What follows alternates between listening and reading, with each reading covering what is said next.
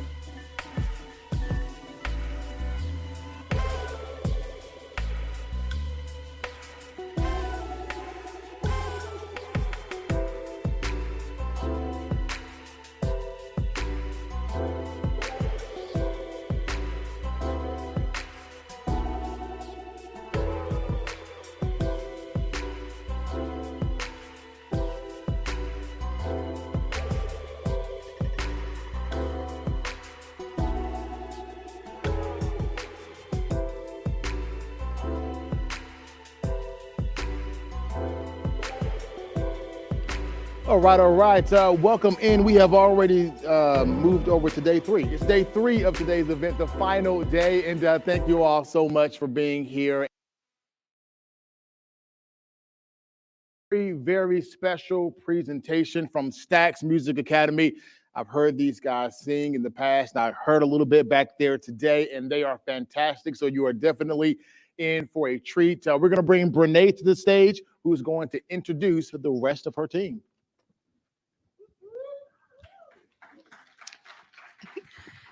Hello, good afternoon. It's the afternoon now. Most of us have been up since the morning time, so it still feels like morning.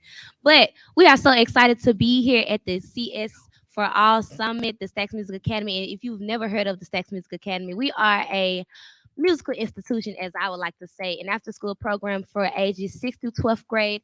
And we offer all things music for vocalists, instrumentalists, producers, sound. If your kids are interested in even sound technology, running live sound, things like that, you can send them here to the Stax Music Academy. And we're also very excited to be here because we have a panelist here, Miss Anaya Murray, and we thought that would just be amazing to have her perform and talk on the panel because she's amazing. She does everything. So without further ado, I'd like to introduce the rest of us to Stax Music Academy, one of our vocalist ensembles, a small group of the Street Corner Harmonies. And we'll be presenting 3 songs for you all today, and we hope you enjoy them.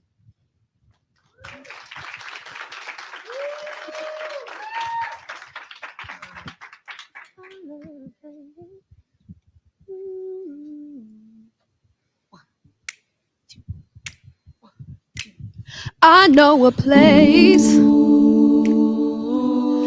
ain't nobody crying, ain't nobody worrying, no, ain't no smiling faces, ain't no smiling faces, lying to the races, lying to the races. Help me now, I'll take you there. Oh, I'll take you there. I'll take you there. Oh, love is the only transportation to where there's total communication. If you, come go with me. Come go with me. Come go with me. Come go with me. Go with me. Come go with me. And I will show you the way. Come go with me. Ooh.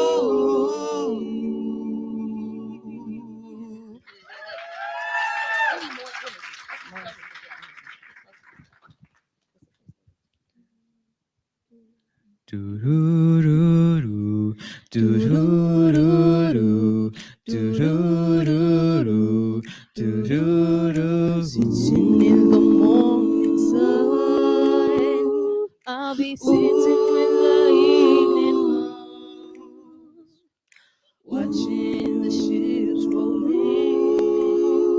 Then I'll watch them roll away again. I'm just Sitting on the dock of the bay, watching the time.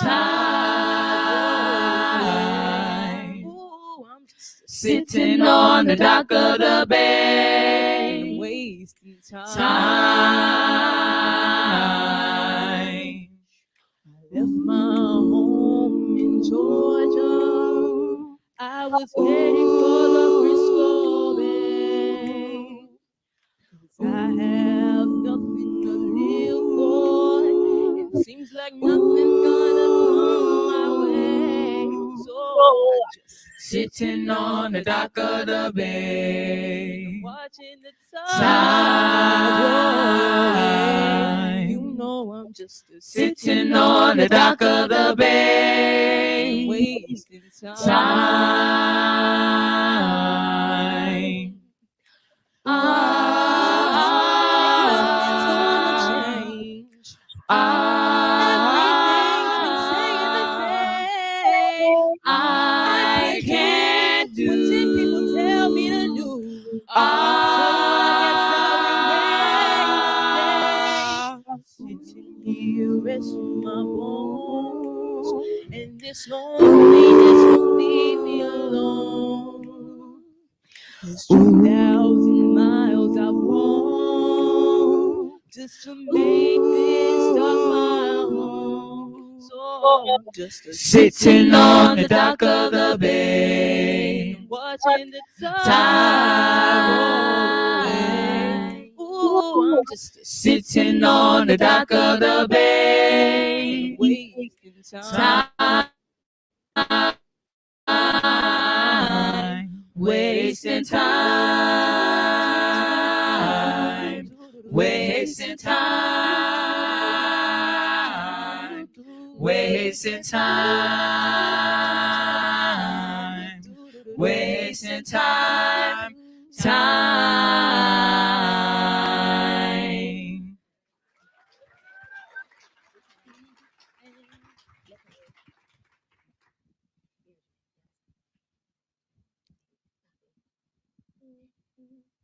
One, two, red, and I am somebody. You are somebody. 2, 3. If you disrespect anybody that you run into, now how the world do you think anybody's supposed to respect you? If you don't give a heck about the man with the Bible in his hand, now just get out the way and let the gentleman do his thing. You the kind of gentleman that wants everything your way. Now take a sheet off your face, boy. It's a brand new day. Oh, respect yourself. I am somebody. Respect yourself. You are somebody. Oh, If you don't respect yourself, ain't nobody gonna give a good cahoot. Nah, nah, nah, oh. respect yourself. Da, da, da, da, da. Respect yourself. Dee, dee, dee, dee. Respect yourself. All God's All children, God's children. there's somebody. All God's children, There's somebody. there's somebody. There's somebody. All God's children. Yeah, yeah. There's somebody. There's somebody. All God's children, there's somebody. You are somebody. Yeah.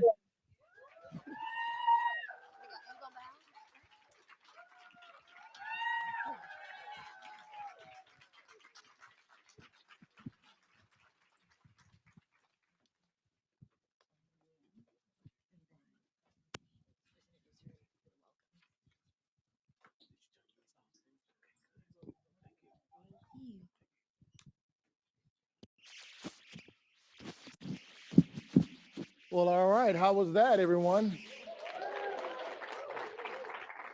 I was hoping they would call me up to do the whistling part of sitting on the dock of the bay. I can whistle, but I can't sing.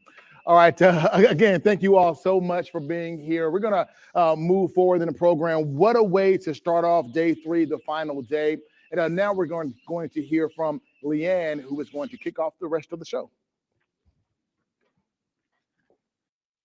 Hey everybody, welcome back. Welcome back to those of you here. Welcome back to those of you on the live stream. We're so glad to bring you back around, and we're going to kick it off with a quick video.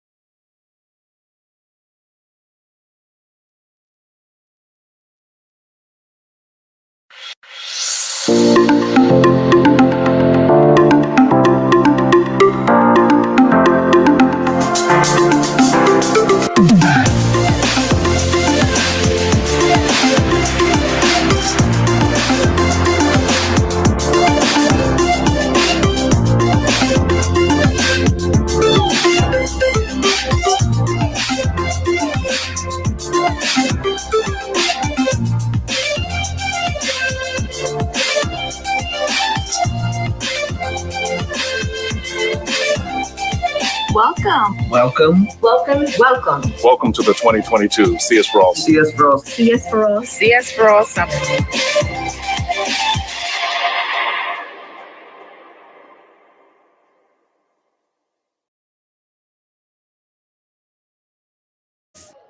And maybe even meet some of those amazing CS4All team members that you kind of got introduced to in that video while we were around. Mecca, come on out here. I want to know, Cammie gave us a charge, right? She gave us some directions the other day, if you remember.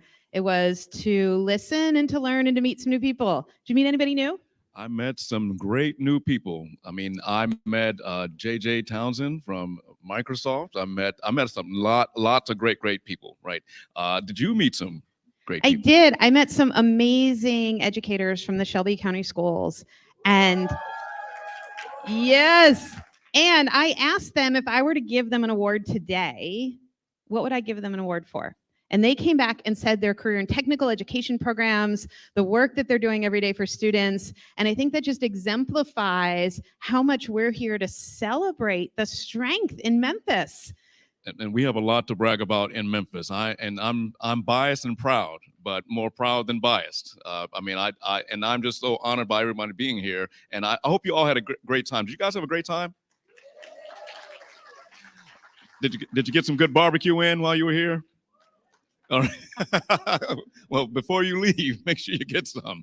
And did you get some great barbecue while you were here? I did. And I can't wait to go out tonight and celebrate with the CS4All team, this amazing event, and all of you who have come to join us here in Memphis. And I hope you felt that we've really tried to infuse Memphis throughout the summit. Right? I said in the opening that Memphis rises with joy and song. And how great were those kids who just came and showed us the songs they have in their heart. You know, we tend to think about computer science as a stereotype of like boring and, old. And I hope that you've all seen today, not only through here on the stage, but the breakout rooms, the exhibits, is that computer science is so much more than just the device, right? It is, and it intersects in so many ways, right? I mean, who writes songs today without computers, for example? And in fact, you might even just notice a little later on that one of those singers actually was a CodeCrew student, right? And so it intersects in so many different ways. I mean, in fact, we're all walking around with computers in our pockets, right? The phone is the modern day computer, and so as those things, you've heard this all this week, as those things are increasingly a part of our lives, it's so foundationally important that young people get access to how those things work so that they can be the productive citizens of today and tomorrow. So I'm so proud that everyone came together to Memphis for this to be again in person for the first time in 3 years. So really fun. I had a great time meeting so many great people. So really, I'm just gonna suck that tear back into my eye. You know. Yeah, we spoke a lot about equity yesterday. We talked a lot about what technology and bringing diverse voices into technology can mean for communities. But I hope that you're inspired to see not only what we can bring to communities, but what they can bring to tech. When I was in the breakout sessions yesterday and today, I heard some tough questions. I heard some really tough questions about our corporations, about the way that education is happening in communities to families and to students. And what we really hope to do with computer science education is unlock that potential, unlock that empowerment so that they can come and build and create and take a little of this joy and song and bring it to us wherever we are as well. So this afternoon, you're going to hear more about computer science education, a little bit about some exciting initiatives and changes coming at CS4All, and a little more celebration of Memphis and our partners here from CodeCrew.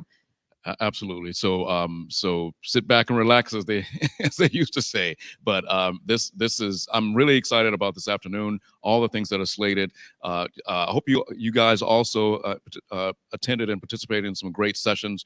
I know I did. I learned a lot myself, and really looking forward to learning so much more today. So welcome. Let's do this like Brutus, as they say. Yeah, let's get this going. All right. Marcus, you want to come take us away for the next panel?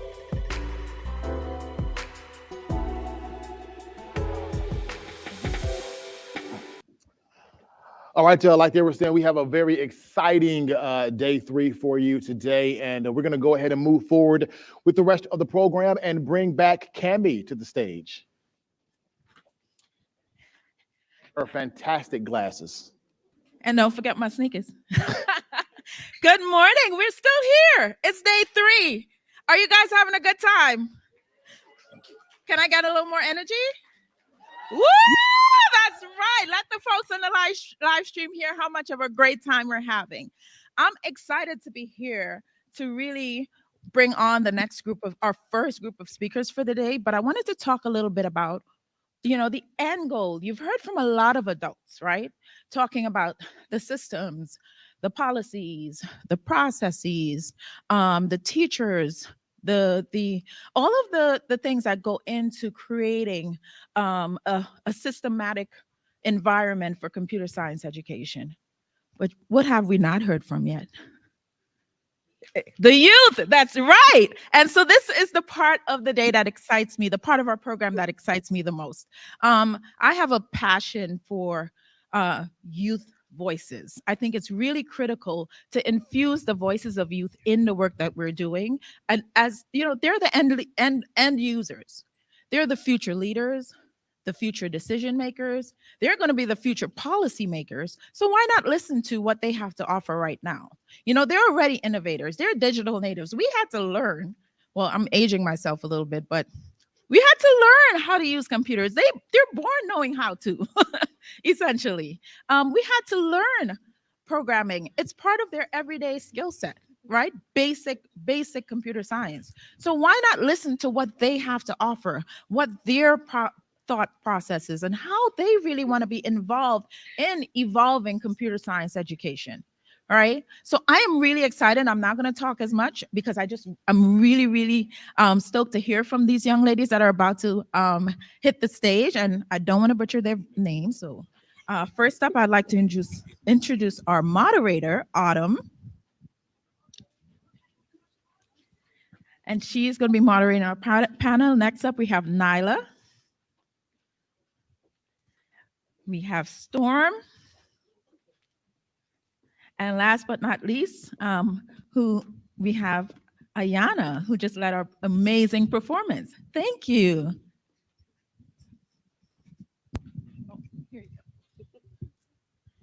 All right. Okay, hopefully everyone can hear me. All right. So very excited to be here. I want to go ahead and thank our panel for joining us today and congratulate Anaya again on a wonderful performance. Thank you. Just before. Amazing. We're going to have our panelists introduce themselves in just a second by way of a brief introduction of myself. My name is Autumn. I am a software engineer at a fintech company at Zip. And about 2 years ago, I was a teacher for CodeCrew. And then before that, a student in their boot camp. So I'm a huge, huge, huge CodeCrew advocate, which is why I'm here at the CSforALL Summit. So we're going to start with introductions. Can we just get a name, where you're from, and then what interests you in computer science education? So we'll start with you. Hi, I'm Nyla. I'm from Philly, and I'm currently a sophomore at Lower Merion.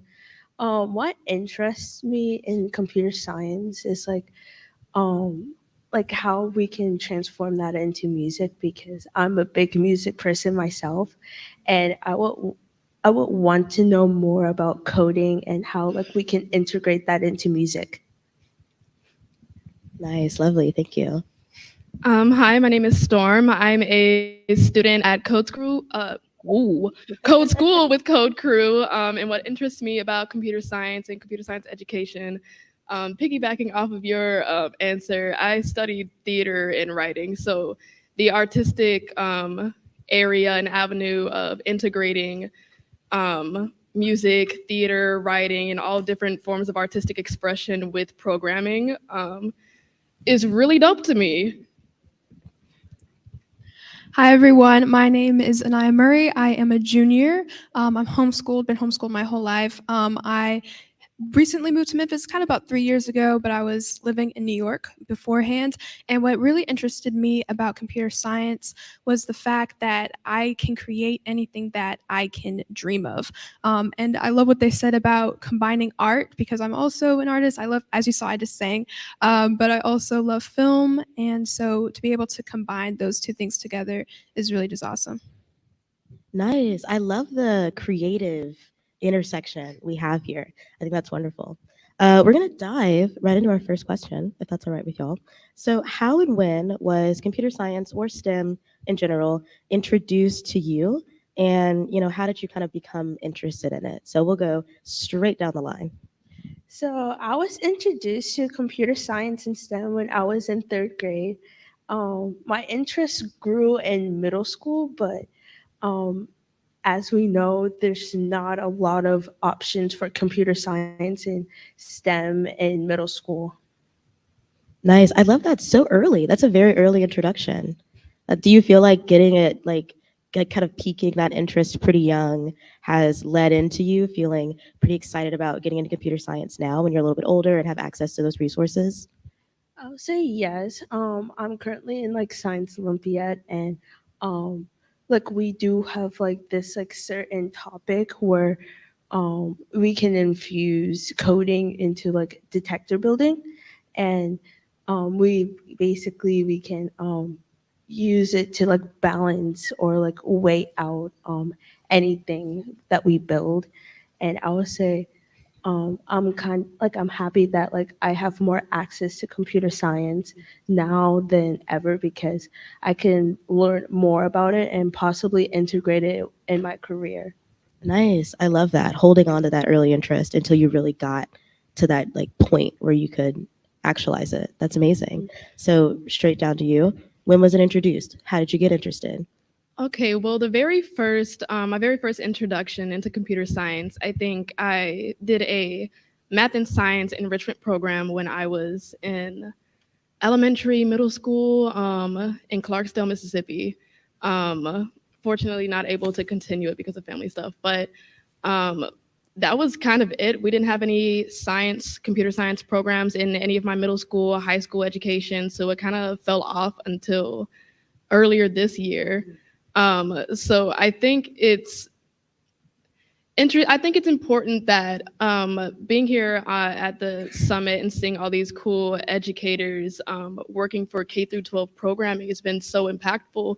But I also wonder where are the big opportunities for people who kind of like fell through those cracks through their early education and are now adults and trying to figure out what can I do into this industry and how can I get in. There's not a whole lot of resources for young adults. So I'm really excited to be a part of CodeCrew and Code School because they gave me the opportunity. But I would like to see more young adult friendly computer science initiatives being created. Yeah, 100% agree. We've got a common thread so far of early peaked interest, lack of resources, and then essentially coming back to it later. Similar story, different story? What about you? Yeah, can you repeat the question one more time? Of course. So when was computer science or STEM in general introduced to you, and how did you become interested? Awesome. So it all started with my sister. She wanted to build a video game, and that was when she was 10 years old. So I was 8. So I've been doing computer science for about 8 years now. And I first started off doing a little Scratch coding class online because my mom found it. And we actually put on our own coding class about like 6 months later for our friends. So it really started off pretty early for me too. And I've been able to have the resources to keep on going, all because my mom, she's right there. She's like a researcher because I've been homeschooled my whole life, so all the opportunities that I've had to come outside of school, and so my mom found opportunities for us to do lots of classes. And CodeCrew, when we moved here, they were so great. And Damon, who's in the crowd right there, he was the one who taught the app inventor class that I took, and actually was able to win the congressional app contest twice using the knowledge that he taught us. So, yeah. Amazing, amazing. I like that strong familial support, being able to pull those resources in, and just shout outs across the board for CodeCrew, it sounds like. Not surprising. Gotta love them. Beautiful. All right, we're gonna move on to our second question. So having a strong mentor is obviously super important, like that support system, really getting you through. Can you talk a little bit about whether or not you have a mentor and how that has influenced you, or if you don't have a mentor, how a lack of one maybe has presented some holes in your life, you know? So straight down the line. So, actually, I never really had a mentor growing up, but I'll give a shout out to my tutor because he has helped me along the way because I suffer from memory loss and I can't really explain myself as clearly as most of you guys can. But I would say like I can relate to him more because like he also suffered through that, and I would say that he helped me along the way into like my high school career and just like finding who I am and just like being of a codist and just like making my own YouTube channel. Yeah. Nice, nice. Very exciting. Very exciting. I love that. And it is good to have someone that can support you, especially if you're like maybe outside of like a neurotypical kind of realm, like memory loss, something that can affect your life, and having that support system, super important. So, and it sounds like you're doing very well. So, what about you? Mentor, no mentor? How's it feel? For computer science education, I don't really, I mean, I'm not gonna say I don't have a mentor. I'm gonna shout out Lizzie, who is my CodeCrew code school instructor. I love her. She's been a excellent point of contact and a resource throughout this entire code school process. But like I said, I didn't really get into too much computer science until I was an adult, and there's not that many resources when you're grown, you know? Ain't nobody trying to, oh my gosh, here, do this program when you're over the age of 18. They think you got it all for yourself and you can figure out anything. And it's not true, so. 100%. It is hard to find that support system when you're outside of the like, you know, standardized education system, or even if you're homeschooled, once you kind of like pass that, you know, 12th grade mark, those kind of natural mentors of teachers kind of dissipate until you can find something else. And so I think that's a really good point. What about you? Mentor, no mentor? Yeah, so over the years, I've been really blessed to have people who've been able to speak into my life and give me resources where I can keep on continuing technology. And over the years, that's changed. It started with my sister and then my mom, and doing Black Girls Code, code.org, different resources and websites, and then here in Memphis, CodeCrew. So I think that wherever I go, I try to make a mentor out of the teacher or the online class, because a lot of homeschool is just online stuff. So I would say my mentors come in different shapes and forms, but I try to learn from whatever I can. And I know a lot of my friends who are like, I only have one computer science class in my school or none at all. So I just wish that computer science is more of a norm. And it's not even surprising to hear someone say, oh, I took a computer science class. It should be like, oh yeah, so did I, you know? Nice, nice. Yeah, yeah, absolutely. And being able to look for those mentors very actively is good. On to our third question. So, was there a pivotal moment in your education or in your early professional career for some of us that you thought really was like that game changing moment? Sticking with our theme, we'll start with you. So I've always been interested in biology ever since I was in middle school. Howard County, um, it's led me to new opportunities. That's where I am today, which I'm doing Science Olympiad. Being in Science Olympiad has been a game changer because like we do travel to different universities, but it has exposed me to like more and more like opportunities in the future because like I do want to be like a registered nurse when I grow up. So I would say coding is helps me like um, get through like the difficult challenges that it might face, and then like I also get to do like work alongside professionals as I like move on with my career. Nice. I love that. And I like that, you know that you want to be a nurse, you have this interest in biology, because studying computer science doesn't mean you have to grow up and be a software developer. You can use these skills anywhere, and having that pivotal education can feed into so many other things. So amazing. What about you? Game changing moment. Game changing moment. Okay, so I went to had my undergraduate studies. I have a degree in musical theater and a degree in writing.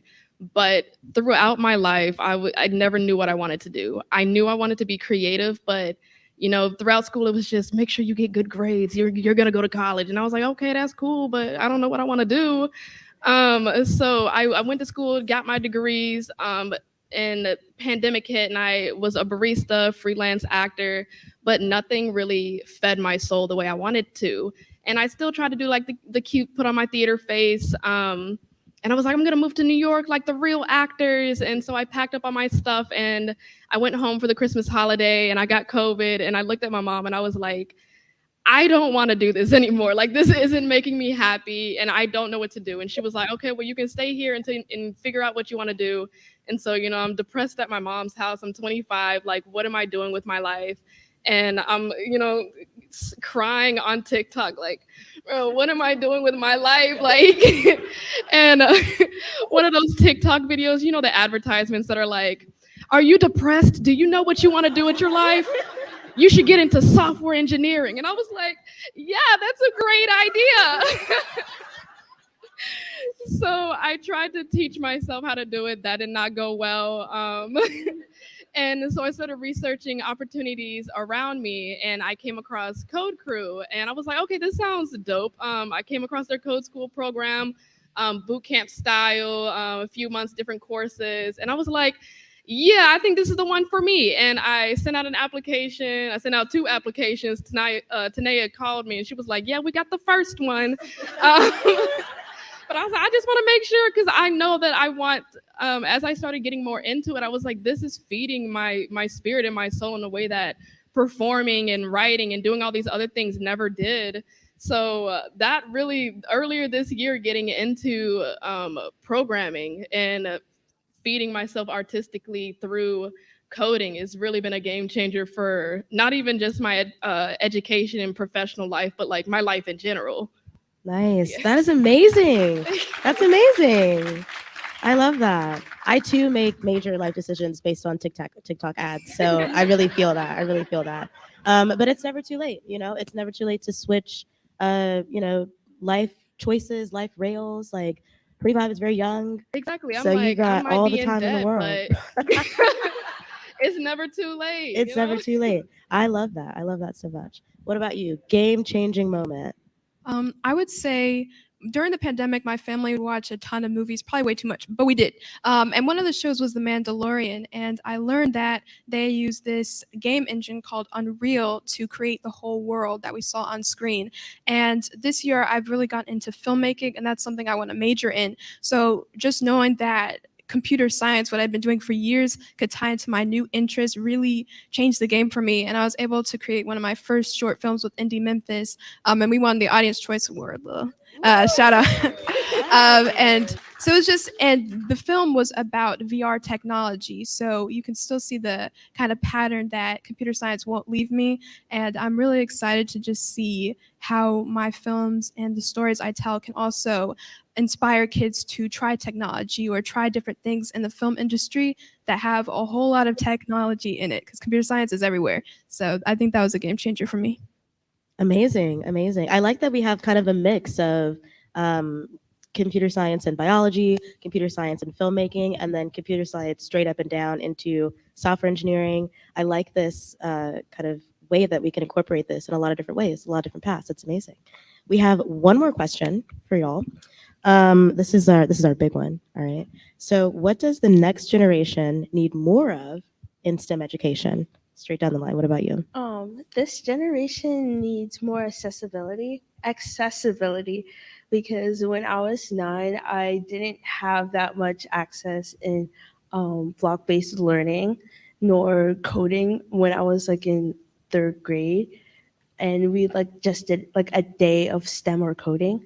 But I would say if like coding was introduced to me when I was like in kindergarten, I would say I will have more growth in problem solving skills, because it would help us as students in the real world, because we actually use this type of stuff with like technology, because since technology is like in, improving every day, every second actually.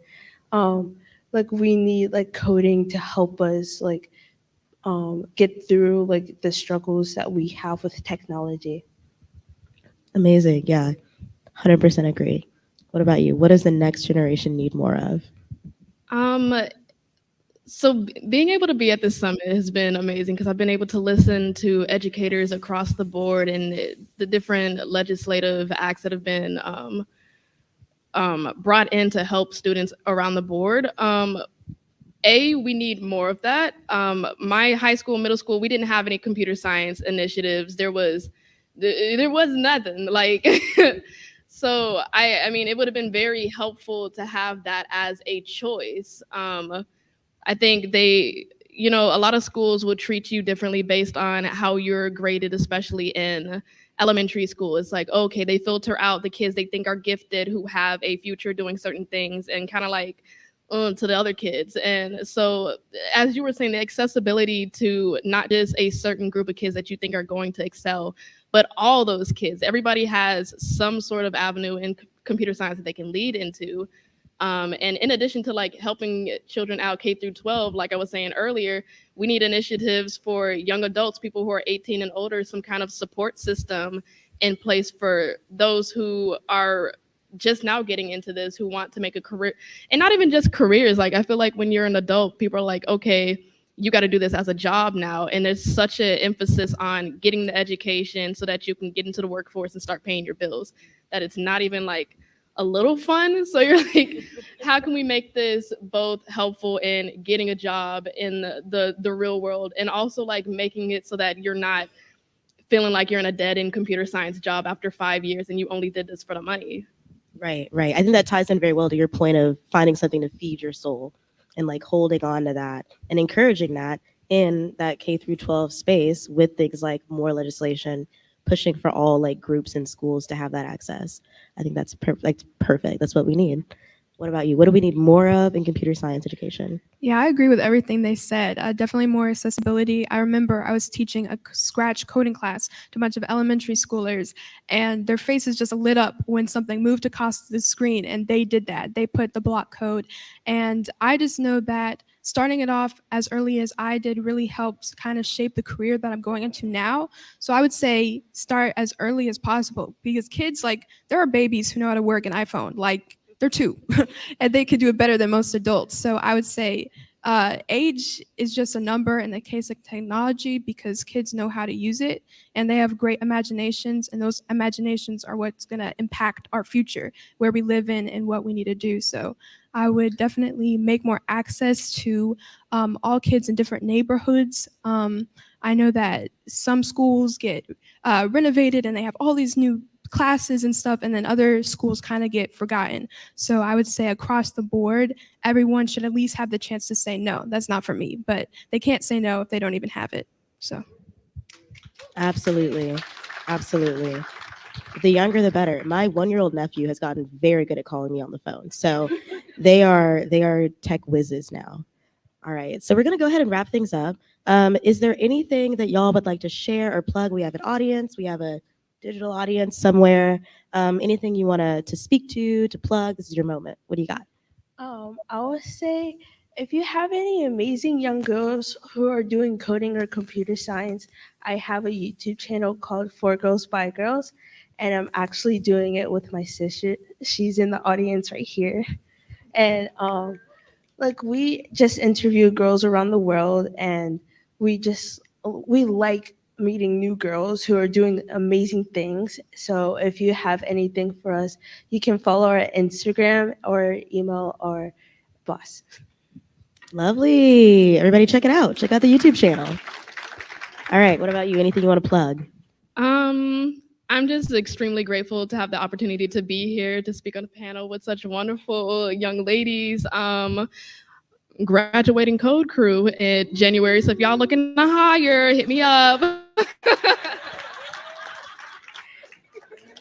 Yes, find their LinkedIn. All right. All right. And then anything for you? Yeah, I just want to say thanks as well for, just letting us be on this platform, because sometimes it can be so hard just to get in the room and to be on stages like this. So I don't take this lightly. Thank you, CodeCrew.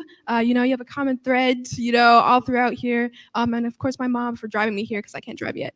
And then, yeah, I would just say my film is on my YouTube channel, Anaya Nicole Murray. So you can check it out. And CodeCrew lent us their VR headsets.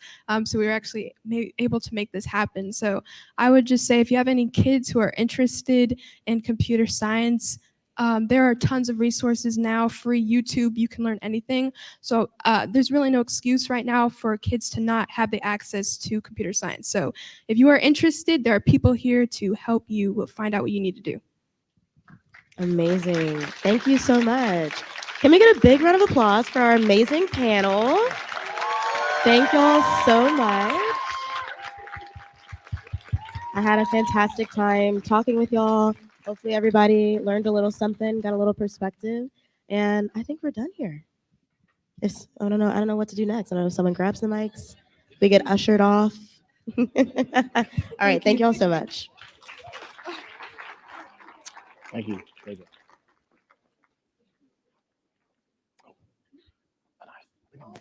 One picture. I'm sorry. Hold on. I left too early. My bad.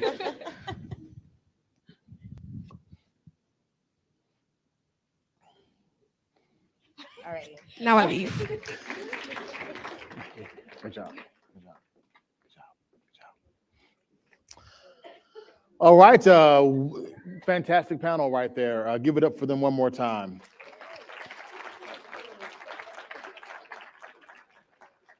It's great to hear young people who did not have to deal with dial-up talk about. Sorry. It's great to hear them talk about computer science because, the path for them, it's, for us, we had to go through some struggles, but, for the young people, to see them moving forward and keeping it going so the next generation, even after them, can have an easier time than they're able to have. It's just wonderful. All right, so next we're going to bring up Jake Baskin. And Jake has a lot to do with education and getting computer science in school. And Jake is the, lost my spot, is the executive director for CSTA. Jake.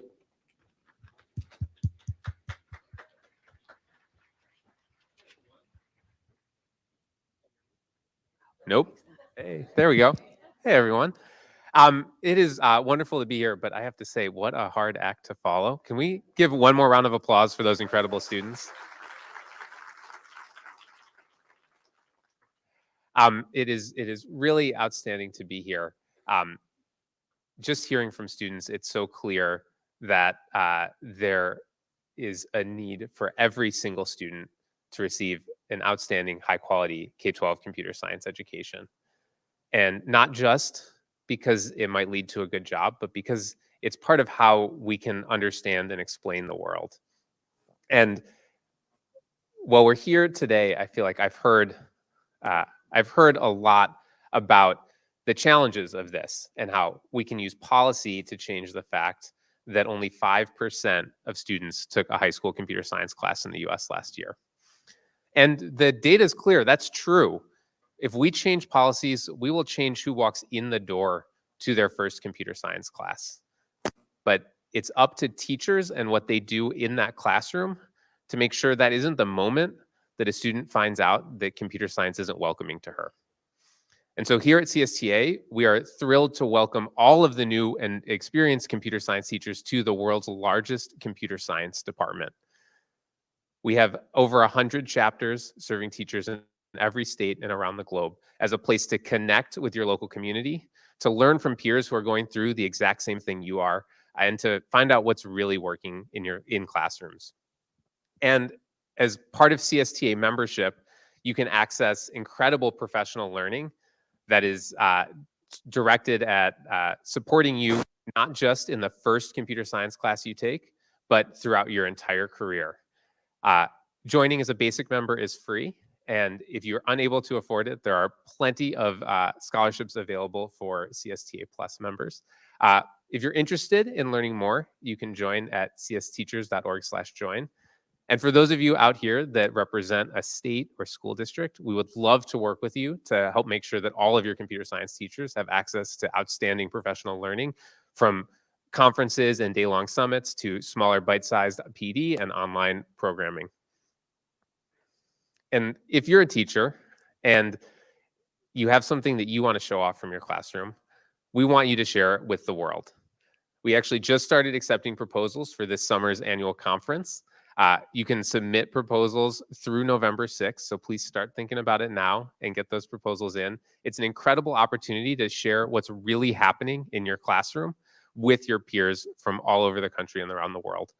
And the best part is this summer, the conference is going to be virtual, so you're able to attend from anywhere and present from your PJs. So we would love to have you there. But most of all, I want to just take a second to say a huge thank you. Thank you to this community, and thank you to Leanne and to the CS4All team.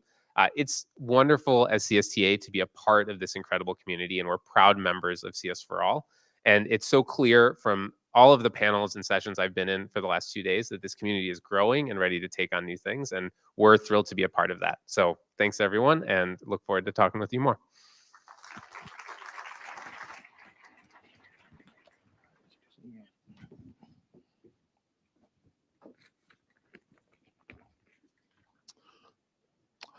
All right, and now we're going to bring back Leanne to the stage. Thank you, Marcus. Hi, everybody. I think, first of all, I just want to say thank you to Jake. He's been a partner in this work for a very long time, and so many of his local chapters, in addition to the national organization of CSTA, are members of Computer Science for All. And you know what? I am a proud member of the Computer Science Teachers Association. And even if you're not a teacher and you just want to support the great work of teachers, you also can sign up as a CSTA Plus member, and your dues will help support Jake and the amazing work he does for teachers across the board. So I'm here to talk about a program at CS4All called JROTC CS. And what that is a combination, it's a partnership between the Junior Reserved Officer Training Course, so JROTC in local schools, and the Computer Science Department, specifically to help build capacity for computer science and cybersecurity education for youth. And so this program leverages thoughtful planning and coordination in order to help youth who are interested in service and youth who are interested in computer science see the connections between what they're doing and cybersecurity education. And I could talk about the results of this program and how many cadets and students have participated and the amazing increase in young women who are participating in cybersecurity classes, but I think it's better if you hear from them. So we've got a little video for you.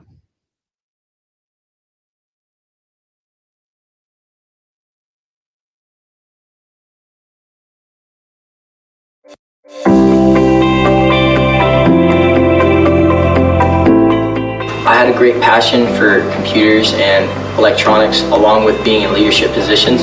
So both of these classes acted as catalysts in my career and being able to shape myself as a person.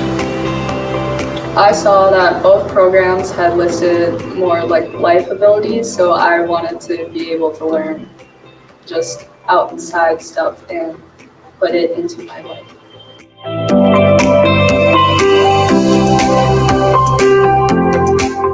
I've received many internships and externships from these programs, along with connections with a variety of recruiters and connections in the industry. I've learned leadership skills, especially in public speaking and communication. I've grown to be more confident in those areas. How to work with other people was probably one of my best experiences, because you run into a lot of people from different backgrounds and you realize that there's different needs with different people, and how to serve as a better leader for whoever you're leading over.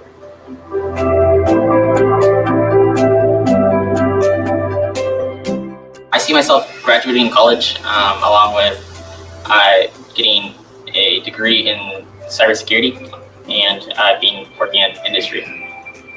I see myself graduating out of the Air Force Academy, going into the Space Force into cyber warfare, into a sustainable job, and hopefully the regular workforce afterward.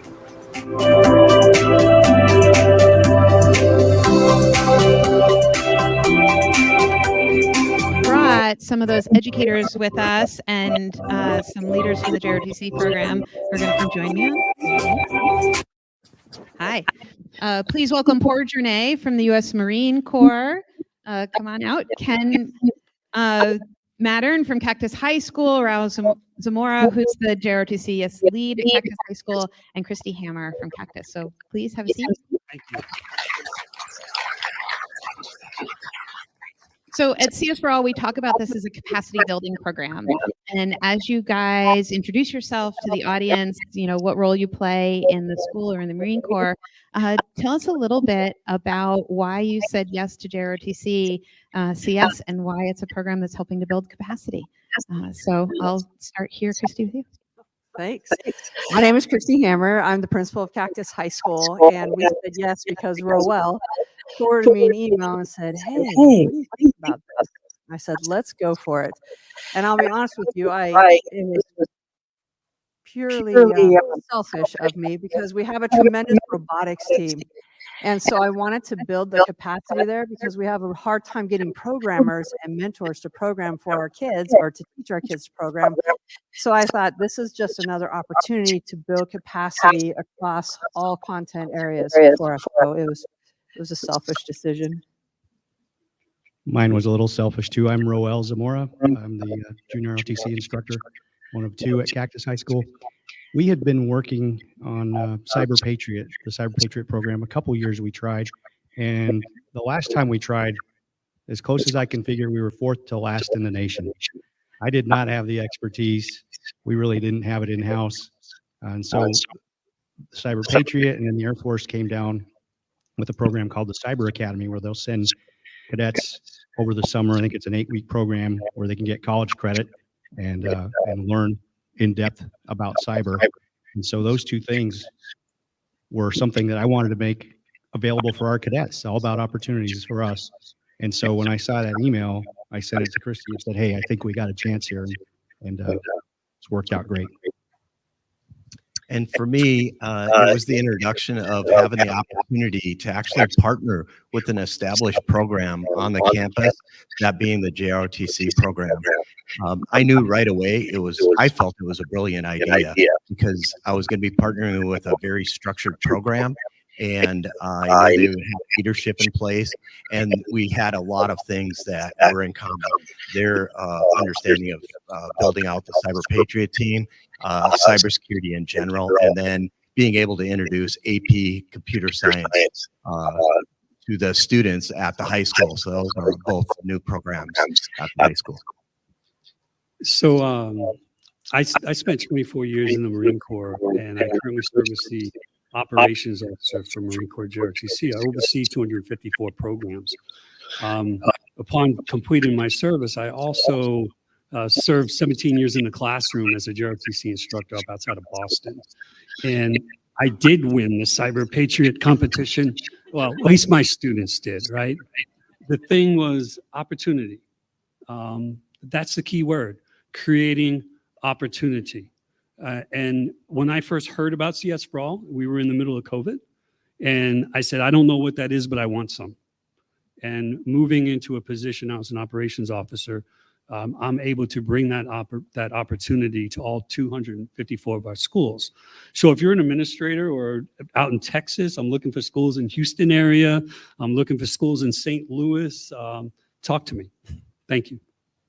Thanks. So, we're here this week talking about game changing, right? What can we do that changes the game for youth, changes the game for our schools, really takes advantage of some historic partnerships like this, right? And Ken, I've spoken to you a number of times over the last couple of years, and you talk about, as a computer science teacher, what this partnership has meant for your CS program and what this partnership has meant for the students who are already interested.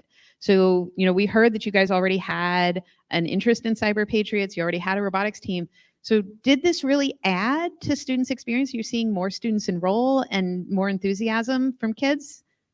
Oh, absolutely. We're able to obviously introduce the AP Computer Science principle. Being a Title I school, a lot of times it's something that individuals aren't really in top of their mind saying, I can do an AP Computer Science class. So the same was true with the cybersecurity. And I think being able to be in a partnership with JROTC, we were able to go back and forth with students as far as building and creating interest in the program. And then, of course, I think at any school, for this to be as successful as we've been, you have to have the right type of leadership. And we have an amazing administrative staff. And one thing that brought me over to Cactus is when I met Christy, was first thing you'd ask about an idea you have, and she always says, let's see how we can make it work. And I think those are really the positive pieces that drive everything of our success at the high school. And a lot of times people leave that out of the equation and they think it's only one piece. So, I think I'll have to pay him later for that comment.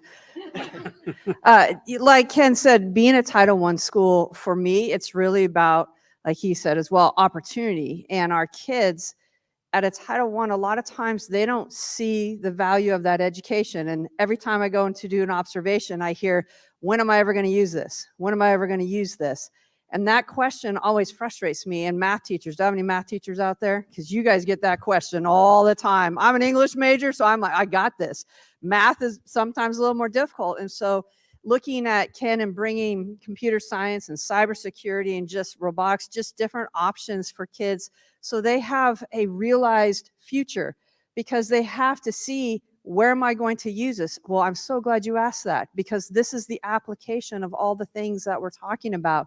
And how can we embed it more in our gen ed classrooms so that every kid has that experience? Because what I battle, and I'm sure you guys battle it if you're ever talking to kids about what do you want to do for the future, is there's this misnomer that I'm not smart enough to do computer science, or I'm not smart enough to get into robotics. So the more that we can provide experiences for our kids and embed them in the gen ed classes, kids get a taste of it and go, oh, I can do this. As an English major, I would have never thought I could be smart enough to code. And yet my master's is industrial technology, where I was coding, and it made sense to me. I thought, oh my gosh, this is great.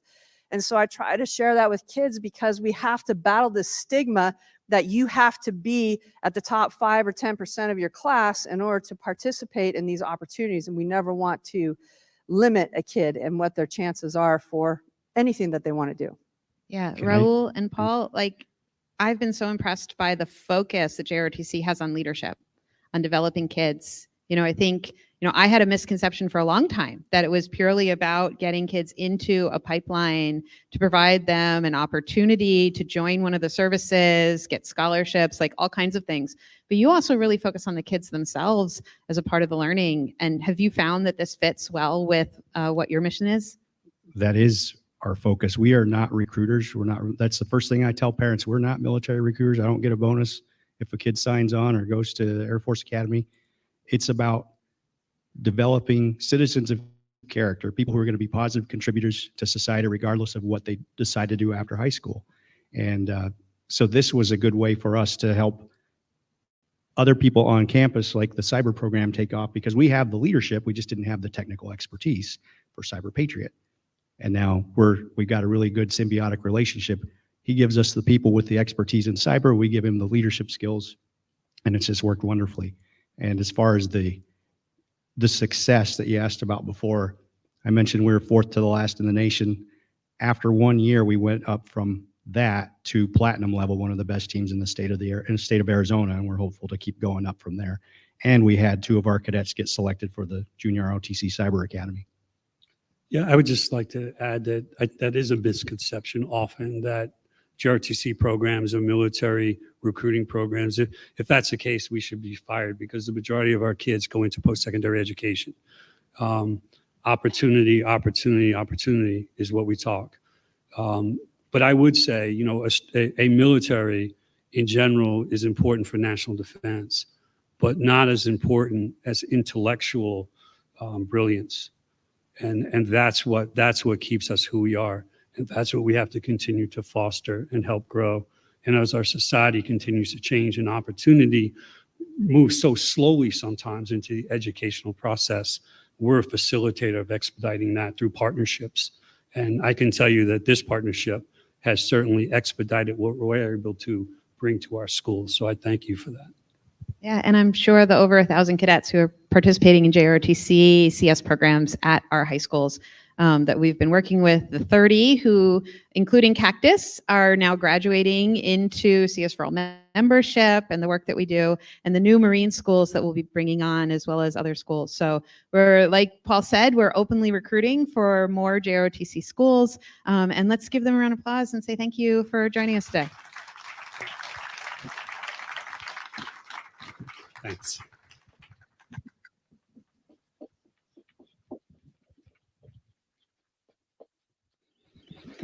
Thank you, Cactus. Thank you, Paul. You know, I think the JROTC program embodies much of the values and principles that CS4All was built on. We talk about community, about coalition building, about systems change, right? It takes an asset-based view of our school community. How can Ken from his computer science department bring those assets to bear? And how can our JROTC programs bring assets to bear as well to bring something better, stronger, to multiply effects for youth? You know, we started CS4All in 2016 with a very small 18-month grant from the National Science Foundation, $300,000. People really don't know. Like, we started with $300K from the NSF to start this work. And the community showed up. We asked for those funds to build a consortium, a membership, a community of organizations who leveraged each other's strengths to make us all stronger, to create shared understanding, chart a course, and start to define the for all that you've heard so much about over the last day and a half. We launched with 188 members, and since that time, we've grown to over 800.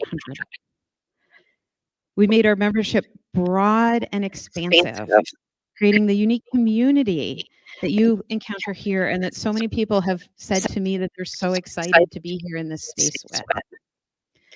We focus not on one piece of the puzzle, but on the very fabric of K-12 computer science education, for which we all contribute. From the very beginning, CS4All was built to break down the walls between teachers, school and district leaders, state leaders, curriculum providers, companies, nonprofits, funders, advocates, universities, researchers, and more.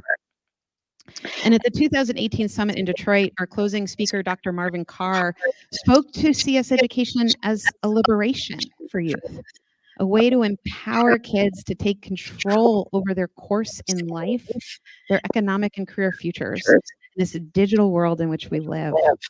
And we could all use a bit more empowerment of some of those amazing youth you've heard and saw over the last 2 days, right? How awesome was that panel, right? I can only imagine what they would design and build if there were no limits. If we believe in the empowerment of youth, we have to carry that hope to our communities, our teachers, our school leaders, and our parents. They have to be able to chart their own course, create what's meaningful to them, and authentically choose what nuances of success look like in their communities. What computer science education looks like here in Detroit in Memphis will not be the same as what it looks like in Detroit or New York or Iowa or Washington. It's going to be different in every city, in every community.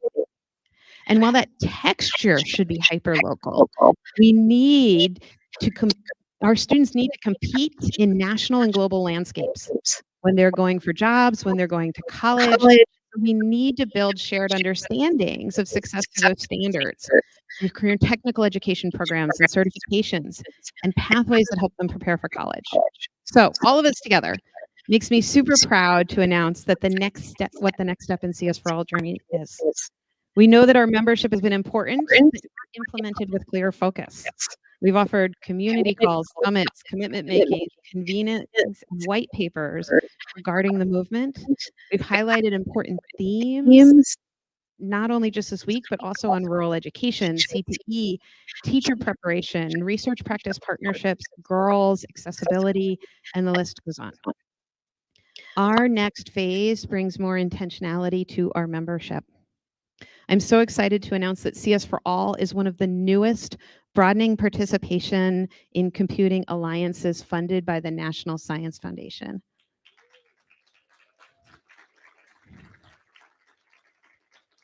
With this new grant, we are going to enter 2023 by taking a page from Memphis with hope and joy and a song on our lips. We are going to distribute our annual member survey this winter. Please respond. Invest in our technology stack to make you even more connected when we're not here together. And listen. We are going to listen to you because you know better what's happening on the ground than we do. We'll be inviting members to focus groups just like at our beginning to understand what you really need and how to make that work across the landscape, because we all define equity a little differently. We need to understand that. CS4All is charting a north course. We are holding up the notion of standards complete education, not standards aligned, but standards complete, where students are expected to counter all of the standards for computer science education as defined by your states or by Jake at the Computer Science Teachers Association. And we know that students don't learn in one room, that it can't just be about the one class in their school, but it has to be about our out-of-school time providers. And that one experience in one room won't build long-term resiliency for persistence, engagement, or joy in computing. Right? So we want them to be surrounded by interest-driven deep learning opportunities, after-school clubs like Girls Code or CodeCrew, and elective courses, advanced placement, CTE, or opportunities on the weekend to go to their local makerspace in the local library like we all did on Wednesday night. And this wouldn't be possible without our educators. Our educators need to bring them high quality preparation and professional development. And so equity for CS4All means not only standards complete pathways or interest-driven deep learning, but high quality educator learning and preparation within every single community across America. So stay tuned, engage with us, help shape the future of K-12 education and computer science education, and join the Alliance if you're not already a member. Thank you.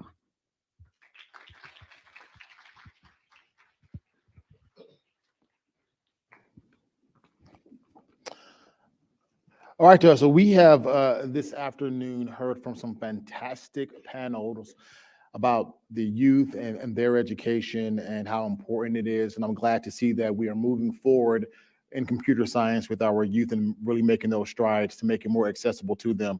We're going to bring up our next panel, and this one is about fundraisers in STEM education. And the moderator is Keela Jones, the Deputy Executive Director of CodeCrew.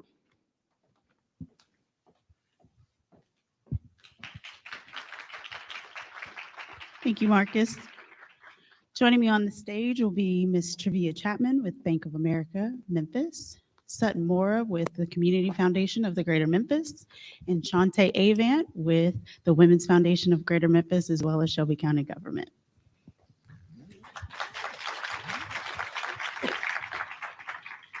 Ladies, we're going to take a beat and just give you all the opportunity to introduce yourselves and tell us what you do and the work that you are funding with your current organizations. Well, I'm Travia Chapman. As Keela said, I have the opportunity to serve as president of Bank of America here in Memphis. And in that role, I connect our full line of business back to our clients in the city, as well as lead our philanthropic efforts and deploy our teammates throughout the community in terms of volunteerism and serving our clients. The things that we look to fund and what we're currently funding is really wrapped around anything that is mobilizing the economy for our community, focused around meeting basic needs, small business, housing, and community revitalization. Hi, everybody. My name is Sutton Mora. As Keela said, I'm with the Community Foundation of Greater Memphis. Community foundations work a little bit different than other foundations. We operate a lot like a charitable bank. So we have about 1,200 families that have opened funds with us that we help manage their money and help them send that money out to organizations in the community, both locally and nationally, that they are interested in. We also have our own discretionary grant making. Not surprisingly, for the last 2.5 years or so, it's been almost exclusively focused on the response to COVID-19. But when we get back to our quote unquote normal grant making, whatever that looks like and whatever that means, we have a very specific focus on capacity building, both people and organizations, so they can get better what they do, and that will permeate into the community in a lot of different ways. Good afternoon, everyone. I'm Shantae Avant. I'm Vice President of the Women's Foundation for Greater Memphis. We're a philanthropic organization that focuses on supporting low-income families. We serve really as an intermediary within the community. We raise funds and then invest those funds through community-based organizations that support families and what we are calling our place-based strategy. So we're focused in one of the poorest zip codes here in the city of Memphis. Since 2015, we've actually invested about $7.3 million into the community, really thinking about the ways to help folks become more economically secure. One of those ways is through our investments with kind of a K-12 diagram of how we're supporting children, whether that's early learning, whether those are very specific benchmarks as they're moving through their K-12 experience, because we see that really as our two-generational approach to how we're helping families. Not only are you helping the adults, but you're also changing the trajectory for those young people who live in our community. Thank you, ladies. So we're going to kick things off with a wide range question for all three of you. Why is funding STEM education more important now than ever before? I can kick that off. So I will say that STEM is the present and even more so the future.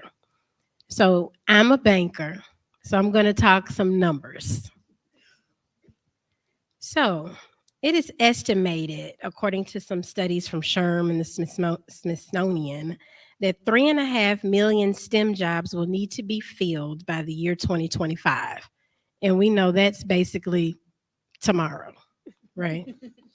That means new talent pools will need to meet the demanding rise for skilled workers. Now let's think about that globally. Around the world, 37% of all businesses are owned by women, with nearly 1 billion women poised to have entered the workforce globally by the end of this year. That's tomorrow. It's estimated that if women around the world were fully engaged in the labor force, as much as $28 trillion will be added to the global economy by 2025. Remember, I said that's tomorrow, okay? So the lack of diversity is very apparent in the fields of science, tech, engineering, and math. The numbers are telling us a story of all of these positions that are coming available. We understand the diversity of what's coming into the workforce, what's already there is largely women, okay? And a lot of that is also diverse around people of color. Only 8% of female students are enrolled in higher education right now around engineering, manufacturing, construction, all of what we consider to be part of that STEM, and only 5% are in math, statistics. Just 26% of computing workforce in the US tech sector are women, and those of color are even less than that. So what are you saying with all of this math? Our current and future workforce is predicated on STEM education. We got to get folks ready, not for just the jobs of tomorrow, but the jobs that's today. Okay, so it makes STEM education a world imperative because it's helping to meet the need of the business imperative. Thank you for that, Travia. So basically tomorrow, meaning right. Tomorrow. Meaning today. Meaning today. Sutton. I am not a banker. I'm a nonprofit person, so my story is a little simpler, I think. The reason it's an imperative is because there's no choice. It's not like we're going to go back to using index cards tomorrow. You know, like we're in it. And I know people here from all over, but if in Memphis, we have a long history of preparing our kids to not be the top of the food chain. We, especially in the public school system, like we are trying to get you at that as minimum as we can get you and get you through. There's been a lot of changes in Memphis in the last 10, 15 years, led by some wonderful people on the school board. And we're having a different conversation now because we can't afford to have conversations about only working in warehouses or which was a big conversation in Memphis for a long time, or only doing this, only doing this. We have to offer a diverse set of places and paths for kids to take. And this is an imperative. It must be done because it's not going away. Well, in order for us to be able to prepare for today and or tomorrow, we know that we have really a workforce gap. And really how we are preparing our students, and that really starts at the very earliest of ages, right? Thinking about how we are providing funding to organizations like CodeCrew, who are saying we need to be training our young people from grade 5 to grade 12 to be able to take on the jobs that are these huge gaps that we have. There's an inequity in the amount of both resources that have commonly been placed in supporting particularly girls in these fields. And so I think if we are listening to the statistics that Travia has just shared, if we're not, one, preparing all students and students of color, and particularly girls of color, to meet the really growing demand need, then we are behind the 8 ball. And so I'm going to take a little bit of a different pitch from Sutton's comments about that we've only prepared our students for status quo. That may be true, but I think it's because we were not, as a community, prepared for what it looked like beyond status quo. And so as the world has changed and innovation is a part of any and everything that we do, I think now we're poised to, one, be very pivotal as funders in how we shape what that needs to look like for today, for tomorrow, and really for the next 30 years. Thank you, ladies. I think one of the great things that happened earlier was the panel with the youth and the dynamic. And I think the young women that were on this stage exemplify and represent exactly what all three of you are speaking towards. And I think Memphis is on the cusp of something really, really big when it comes to diversity in tech. And we are leading the way, I think, from even more so than Silicon Valley when it comes to that. So let's address the fact that local funding for STEM, especially in computer science education, is necessary for schools and programs to truly, truly reach all students. And it's obvious that the CS4All community is creative in obtaining and retaining funding. How do we increase state funding for computer science education? Shantae, you want to take that one first? I can. I think demand will create the supply, or supply will create the demand. So we are at this point, just as a state, thinking about one of the largest investments of an employer coming with Blue Oval, with Ford Motor Company. And I think, you know, with those types of opportunities, it's kind of a once in a lifetime opportunity for our state and really for our region, and thinking about how you continue to build not only a middle class, but our upper middle class folks who are able to put back into the economy. So that makes more sense to, I think, legislators. And when you think about like our bankers, how are you going to continue to drive the economy? The only way that you're going to be able to do that is that you have to be able to provide the workforce needed to really drive that economy. So I think from this opportunity, we, and I currently serve on the Shelby County Commission, that's one of our legislative agenda items, really. With the governor and with the state legislatures, how are you thinking about the funding that's needed to support STEM education in our schools all across our state, but specifically how you're making those opportunities available for people of color and girls? Sutton or Tria? What I'll add, especially if we're thinking about nonprofits and raising these dollars, is that it's important to have genuine relationships with your elected officials. Our elected officials in our community are there to be the voice of. They're the ones that are to advocate for us. However, we also have to give them some grace in knowing that they do not have a crystal ball, nor are they mind readers. And it's important for us all, you know, as a community, to have real, genuine conversations with them about what the needs are and where. I think about the work that goes on at the Women's Foundation, that, you know, it's a targeted approach around a particular zip code, and that work is expanding over time. But how did we know that there was such a great need in a zip code? Well, that comes from doing impact studies, having research, having all of those, you know, ducks in a row, so that you're ready to sit down and have a conversation with those that represent you across this country about what the true needs are, and that they're not just a need for right now, but that we're thinking about the longevity of what that looks like.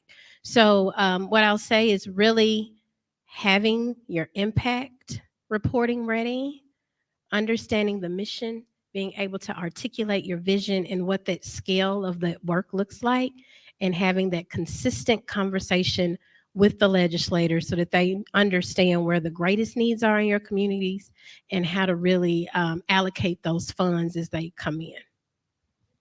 I would just tag on to that to say, telling your story is the most important thing that you can do. And working on that story and making sure that you know how to tell that story is very important.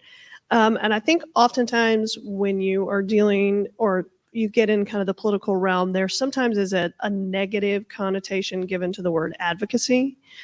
And if I was going to give you anything to take away, it's that you have to be advocates, and advocacy is a something you have to do, because that's who elected officials hear from, is the people that advocate.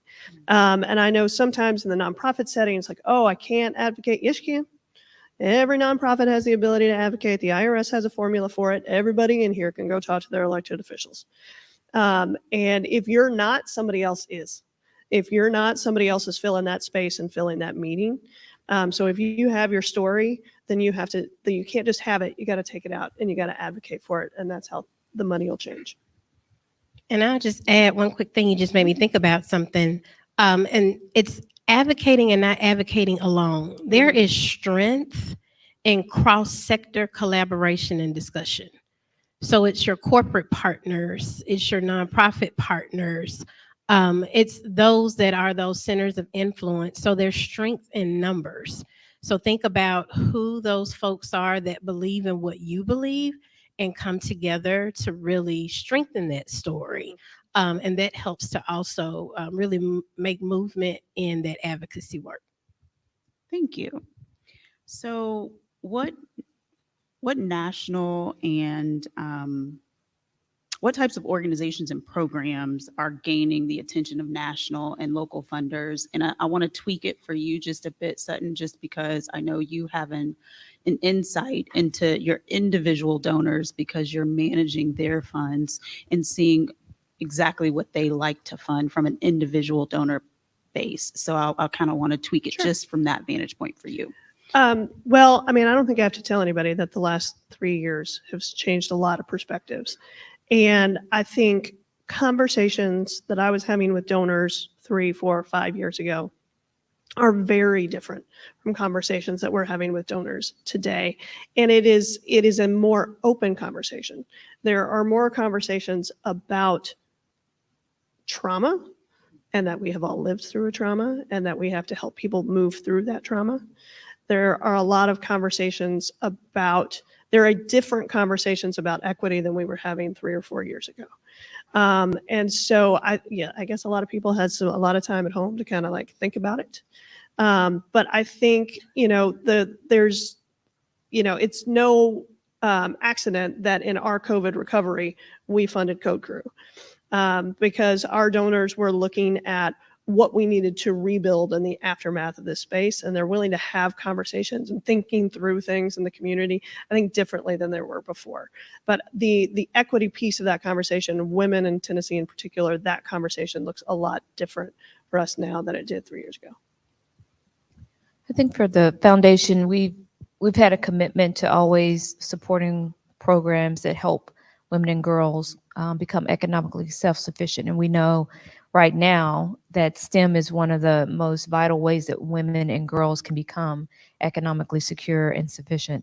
Our work with CodeCrew, we've been very strategic in thinking about the ways that we are looking at community by community, how resources in schools can have the curriculums they need, they can have the wraparound supports and mentors they need. For some of our students who are first generation college students, it changes what they see as opportunities for themselves. But, funding with CodeCrew, and we also do some funding with Girls Experiencing Engineering here locally, which has been, it's been a great way for us to continue to create both awareness, but then very tangible pipelines to help girls get into those fields. And I should have said too, I think the other piece of it is the larger conversation around recovery and recovering the way we want to recover as a community. And this conversation is this topic is certainly part of that conversation, because we do have new opportunities. We have things that are changing the community. And if this is part of the recovery conversation, then it's part of the long-term resilience conversation. Absolutely, and that's actually where I was going to go. That at the bank, we are really focused on awarding grants for innovative long-term solutions. Because one thing that we did learn during COVID is that the issues that we are facing across our communities are deeply rooted in economics at the end of the day.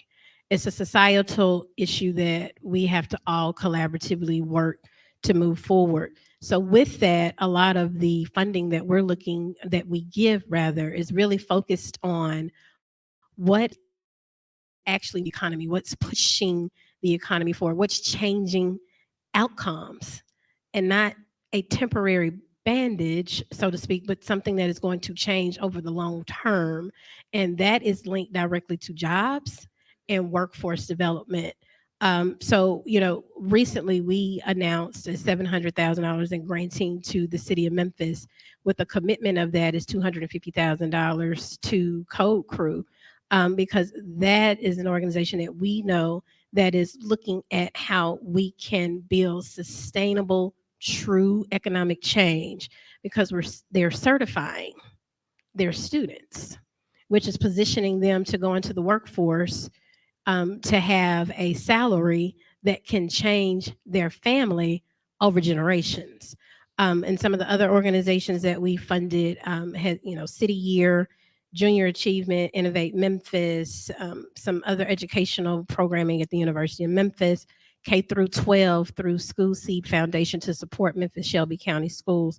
So all of these things are ways to, again, identify those nonprofit organizations that are making an impact by changing outcomes for the future.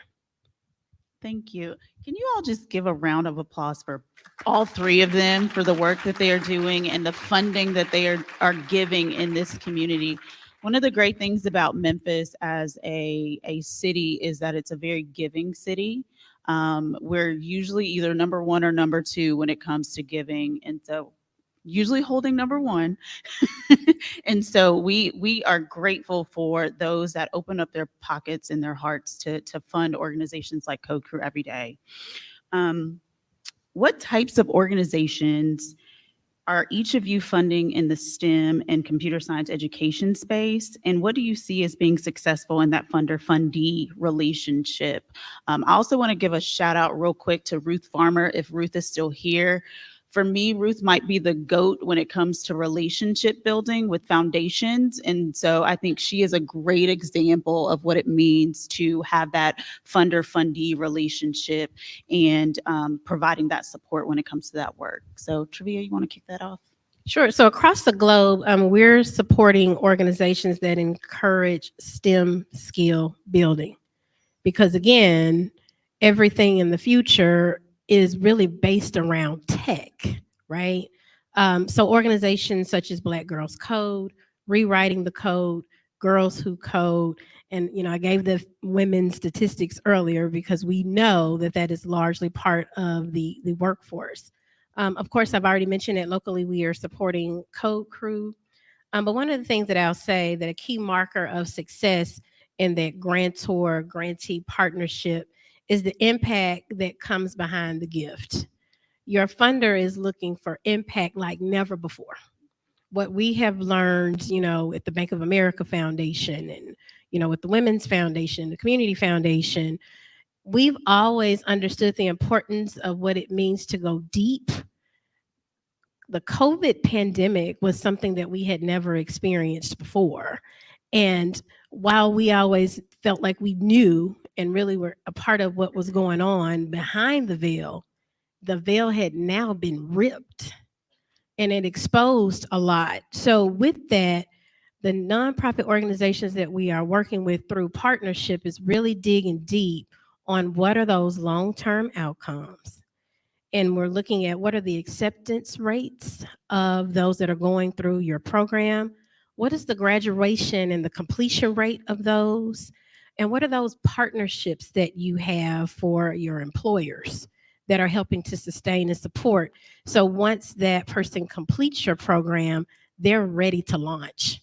That's important because it's not charity work that we're looking to do. It's, again, long-term change. So it's really finding those and supporting those organizations that have impact, sustainable work that they're doing, and with those wonderful stories that they're able to tell after the funding has been done.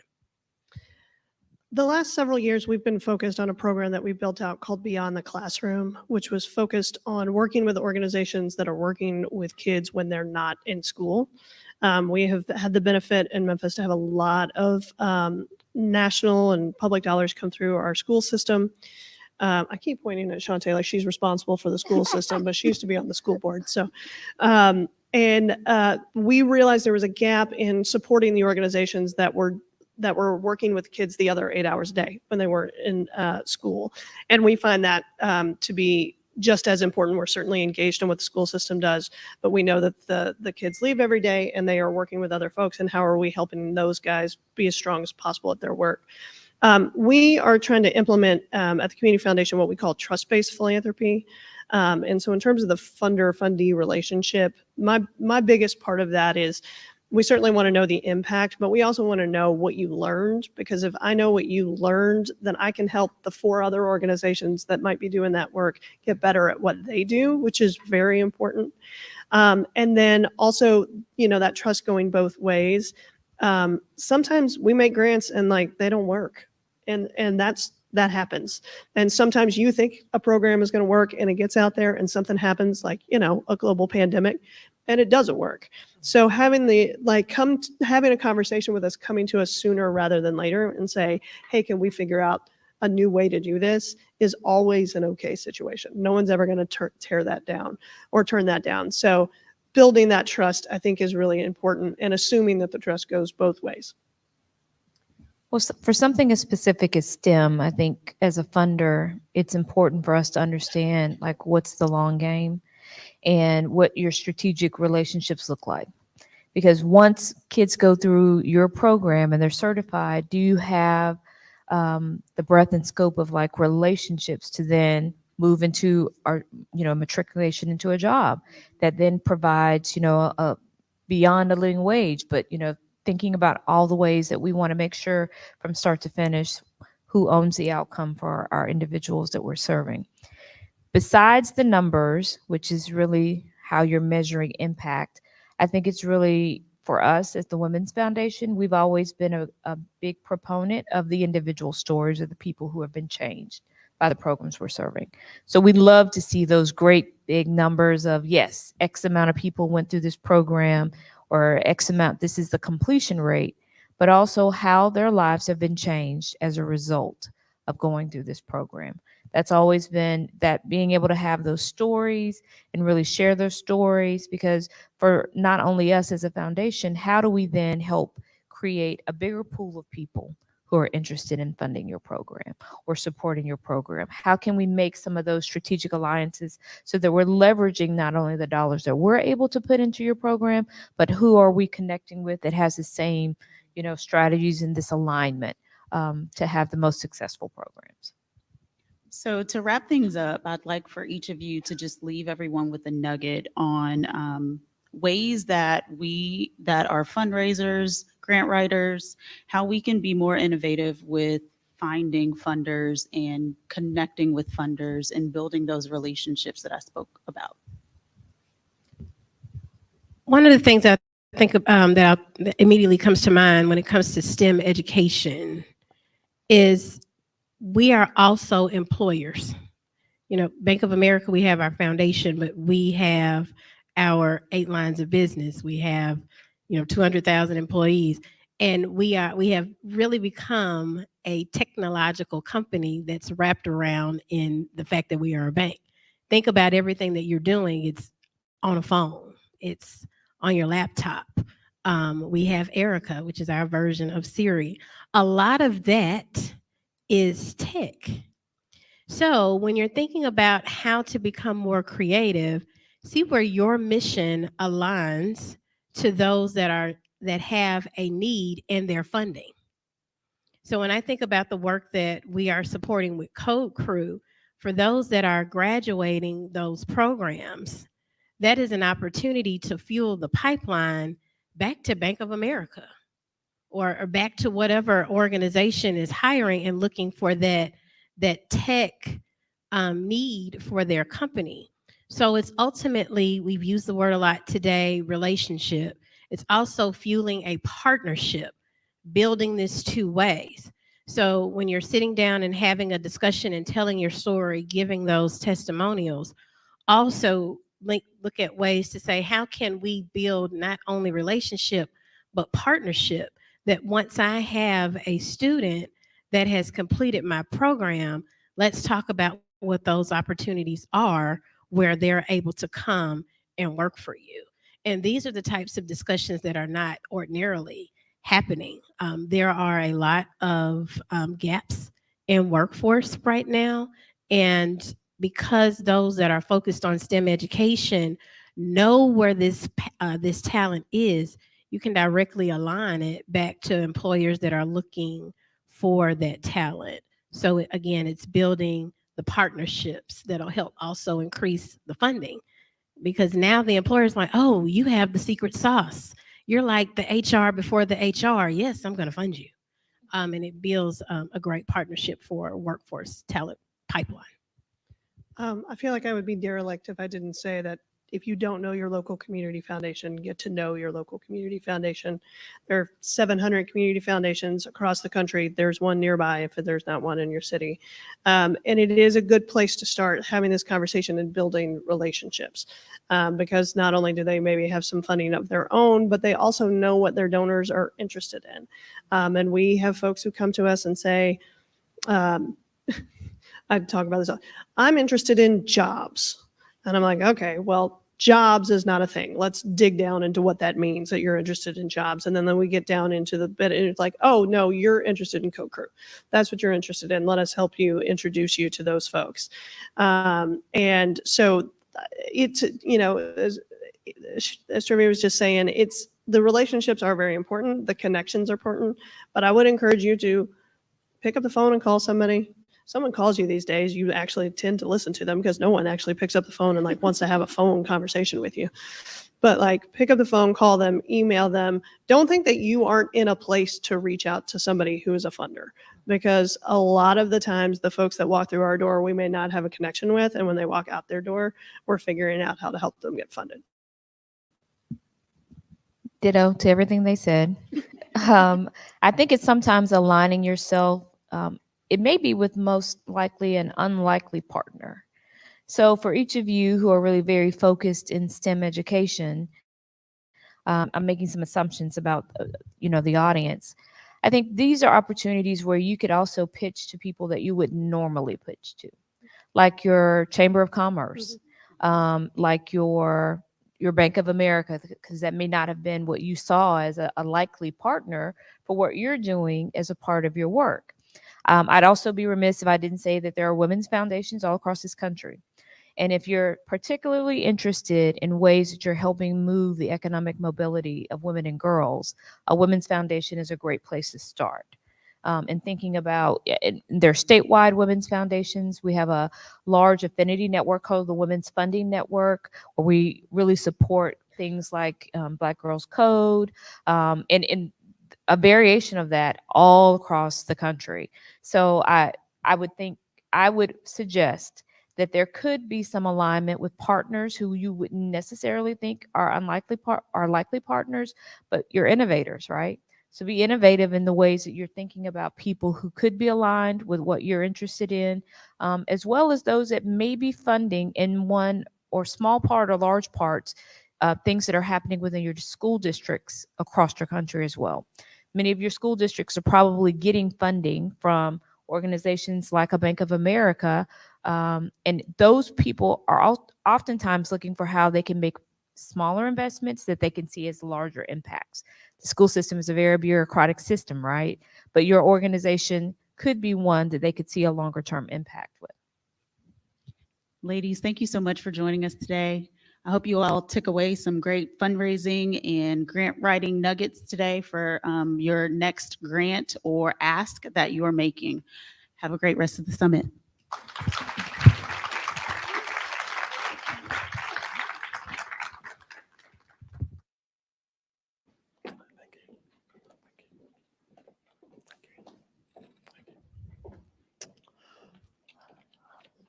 All right, thank you so much for that last panel. As we all know, fundraising and partnerships are a two-way street, so it's great to hear, how they all come together to, you help one and you get something in return, you get something in return, and you help someone else. So it's always great to do fundraising and giving back. All right, so we're going to go ahead and move forward in the program with our next panel, and it is about women who drone. And the moderator for this one is Lauren Reddy, the owner and principal storyteller for Ready Productions, Forever Ready Productions. I wasn't going to correct you, but thank you. We go way back, so I can, Forever Ready Productions. Want to make sure I get it right. Thank you. All right, well, let's welcome the rest of the panel. How are y'all doing today? I know it's the afternoon.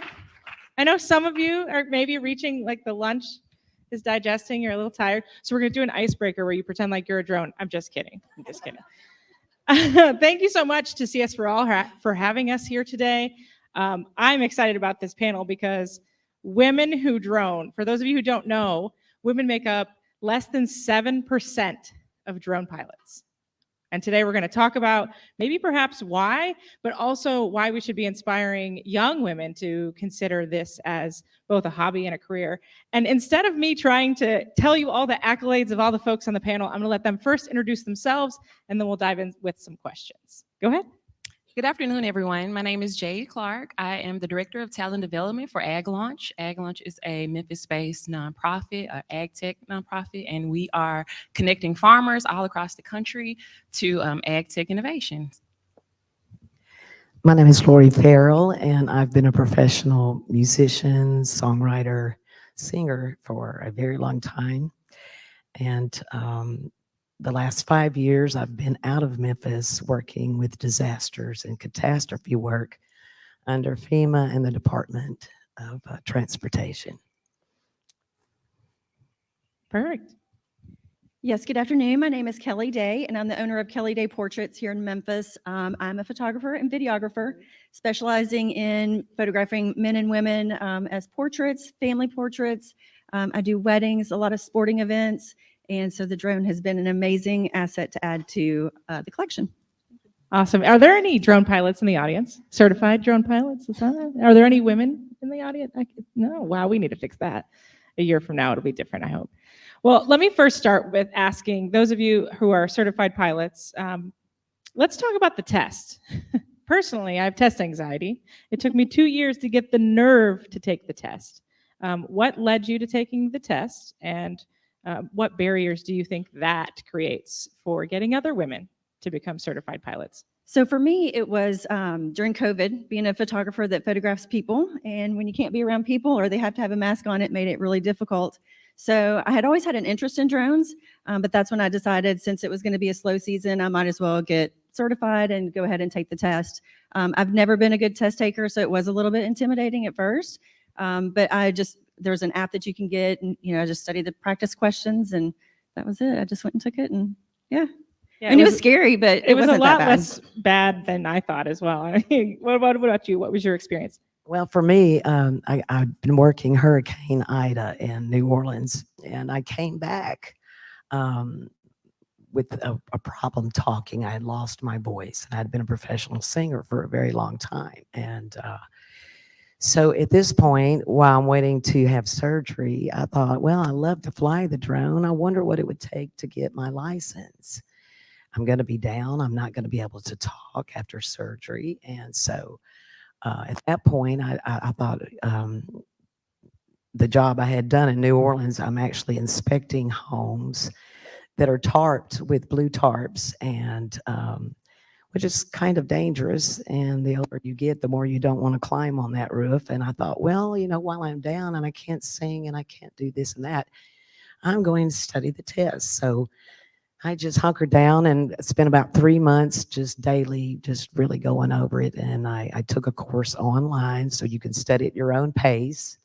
And that really helped because it had a lot of test questions and practice tests and things that help you. And I just never felt really intimidated by it till I got to the maps. The maps were a little difficult. They're the worst. Oh, they're the worst. They'll just make you have a headache, really.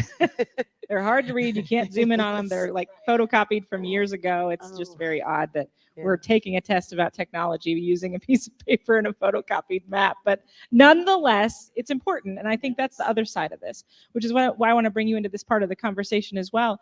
Becoming certified, becoming a drone pilot helps you get paid, which is pretty groovy. But it also gives you a level of responsibility when you're flying, a level of insurance. I want to point out, ironically, we can't fly where we are right now because we're too close to the airport. So we are in a no-fly zone while talking about drones. But let's talk about the technology side of this, because there's a reason why we have this unfortunate barrier of a test, but there's so much happening in the technology side, both investment and in how we're using drones to make our lives easier. Yeah, absolutely. There's a lot of interesting application and uses for drones. So one of the companies that we're invested in, they use drones to spray for farms, and it helps to control spray drift. There's also microdosing, so you use less chemicals, so it's more environmentally friendly. But we're also looking at drones being used to plant cover crops. So there's a lot of different applications and uses. And then, like you said, there's so much investment. So in 2021 alone, there was like $25 billion invested in agri-food tech in the U.S. About $900 million of that was specifically for farm mechanization and equipment. So there's tons of money, tons of investment and opportunity in the space. But unfortunately, it's just women, minorities in general, in agriculture and in the tech space, there just isn't much participation. So a lot of money, but not necessarily going to the women and we're going to change that. We're going to change that. So let's talk about that. It wasn't just the test, but we've all have different experiences about what we're seeing with women who are interested in drones but aren't becoming certified. What's the barrier? Why is that number so low? Why do you all think that number is so low? I don't know. I mean, if I had to guess, it's probably just you become more responsible, like you said, when you do have a license. And I think sometimes people think it's easier to just ask for forgiveness later and just do what they want to do. I don't know. I mean, that's just my guess. Well, you certainly can fly in a lot of places when you're not certified, right, and you don't know the rules. But what do you think about representation? When I think about this, first off, I'm a girl drummer, so there's a minority there. I'm in a video production company, which is also a minority for women. And so I'm often motivated by this. But young women, particularly, those many of you are teaching, they don't see themselves in this. And what's that about? And how do we fix that or inspire that? I think the younger, we get students involved and more women and minorities just to know that this exists. I think a lot of times when we think of drones, we think, oh, it's like a cool little hobby to have. And, I can fly this thing and it's like a toy, right? But you don't necessarily see the potential or even just like I said, the financial or economic opportunity that's attached to that technology. And then just if you have the skill, if you're able to, be a pilot or program the drones or you have that, computer science foundation, you can use that in so many different, fields and it's very diverse, such diverse use cases for it.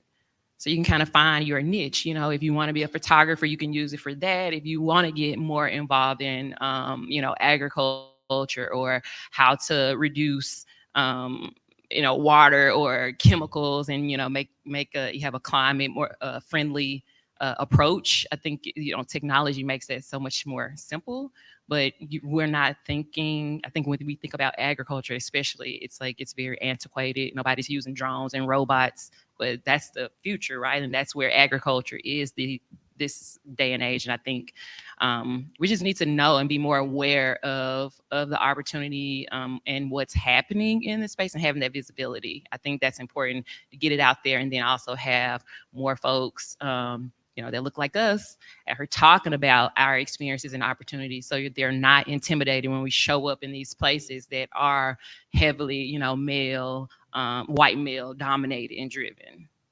Absolutely. Any other thoughts on that? I mean, I'll just say when it came up and I was invited to this and it was all about, less than 7% are women, that kind of shocked me. I just never even thought about it. I mean, I just assumed that everybody flies drones, I didn't really even think that women would be the minority in that. So I would just say to the younger generation, don't even think about it. Just do what you want to do. If you want to do it, do it. Yeah, I think one of the things that's really cool about drones, so unfortunately right now, our river, Mississippi River, record lows, right? And the barges are stopped. They're stopped right out front of my house. So of course I flew the drone. You flying a helicopter or an airplane, you can't get that low. I got all the way down by the cobblestone. Let's talk about the uniqueness of how you can use these both to inspect, to get cool shots, which I'm into, and to do all kinds of technology around agriculture and helping search and rescue. I mean, what's some of the cool things you all have done with your drones that maybe people wouldn't think about or angles they wouldn't see? Well, I use mine primarily for photography and videography. I do a lot of weddings. So a lot of times I can get that really cool shot. I was just telling them backstage, I did a wedding in Colorado and just being able to get up and see the mountains from a different level and, just getting the whole wedding venue all in one shot is really cool. I mean, you can't do that from the ground. So yeah. And then I do a lot of sporting events too. So just being able to provide the coaches, an up high view of the football game is very beneficial for them just for coaching. So a couple things. Well, I'm a newcomer here. I just got my license a few months ago, but just being in the music industry and music videos and everything that you do with music, you see the coolest shots sometimes in music videos, and you know instantly that's a drone shot, you know. Since I've gotten my license, I was already flying, but I love nature. I love being outdoors. So I started filming anything I could find, from hay fields to cotton fields to, I mean, yesterday I was at the Memphis Bridge filming the low water at the Mississippi River because it's low. exciting, you know, Yeah. it's exciting. There's something about droning that is very exciting. If you're an adrenaline junkie, you will Yes. definitely find that your Okay, heart so will how many pitter times have patter you crashed your a drone? few times. But my friends have called me over. Can you inspect my roof? Can you see why my chimney's leaking? Can you see how many shingles are missing on my roof? I've gone and looked at people's crops. I've done so many things, and I really haven't set up a business yet because like I said, I've got to have, you know, another voice surgery, and just it really has helped me to stay sane through that, not Yeah. being able to talk, and just get into this drone. But I hope more women get into it because it's really a lot of fun. It is. And you mostly ag, but is there any real cool use of it that you have seen that you're like, we've got to do that again? No, I think it's just really just exciting, just trying to every day, just figuring out different ways that people are using it. I mean, there are aerial views and infrared technology and measuring things like soil health, like from the, Like the what? sky. Yeah, I mean, there's so many cool things that you can do with technology. I think it's just like you should just never just continue to like dream big. I've seen so many crazy things, and you know, I think that's what we need, right? There's Yeah. so many people with ideas, and those ideas are getting funded. You know, there's at this point, I'm not gonna say we're desperate, but you know, there's a lot going on with climate change and food insecurity and all these, you know, different things. So we don't have a lot of time and, you know, to be wasted and, you know, whatever. We're just throwing stuff against the wall and see if it sticks. And Although we don't want to throw the the drone against the wall. yeah, definitely don't throw your drone against the wall. We are running out of time, but just one final word. Any girls, women, or educators watching this, what are your words of encouragement for them to consider getting certified and why it's worth the time? I guess I'll start. So I would just say, just do it. It's fun. It's almost like playing, you know, it's like playing a video game, or, you know, it's like a toy almost, and you get paid to do it. So absolutely go do it. I think the best way to encourage, especially young girls, is to take them flying, show them what you're doing, let them look at the controller screen, and then bring them back in post-production and let them see what you have done and the beautiful video footage you've gotten and captured. And I think they'll be hooked from that moment on. And then studying for the test will just be a matter of you're already hooked. I'm determined to do this, and determination will get you there. I would say just, you know, do it. There are a lot of folks that want to see more women and minorities in the space, so they're willing to, you know, go above and beyond to recruit. So the opportunity is there. The money, you know, is there. It's like $150 on average, you know, an hour. So if you're just looking for something to do, get the skills, and that's just another tool in your toolbox.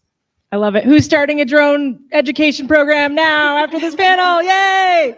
Thank you so much for listening to us. Thank you, CS4ALL, for having us. Have a great rest of the conference.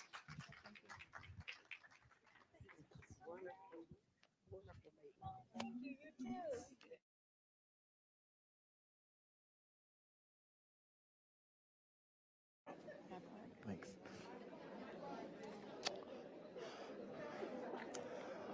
All right. You know, we use drones at our TV station all the time, and that conversation right there definitely makes me want to go out and to get my own drone. Well, I am getting ready to wrap up, but we are not done yet. We do have another panel that is getting ready to come up in just a second, but I want to say thank you all so much for putting up with me as your MC for this event. Thank you. And if you're in Memphis, if you live in Memphis or the Memphis area, or you're going to be here over the next few days, make sure you watch News Channel 3, WREG, morning news and night. I'm the morning news anchor. I'll be there tomorrow morning, so I want to make sure I plug myself. So if you're going to be there, make sure you watch. And I'm also, if you haven't noticed, I just noticed this is code the strings for that guitar, so that is pretty cool. I just noticed that, and I just wanted to point that out because I thought it was cool. All right, so again, thank you all so much for allowing me to be up here for the last 2 days, and this is our final day. And as I leave, I'm going to be introducing our final panel, our fireside panel, or our final panel that is, and it's going to be for the next chapter. And we have Ryan Walker, the co-founder of Last Mile Education Fund and the Last Mile Education Fund. And we also have Estella, who is a student at New York University, and she's also with the Last Mile Fund. And she came all the way here to Memphis to join us.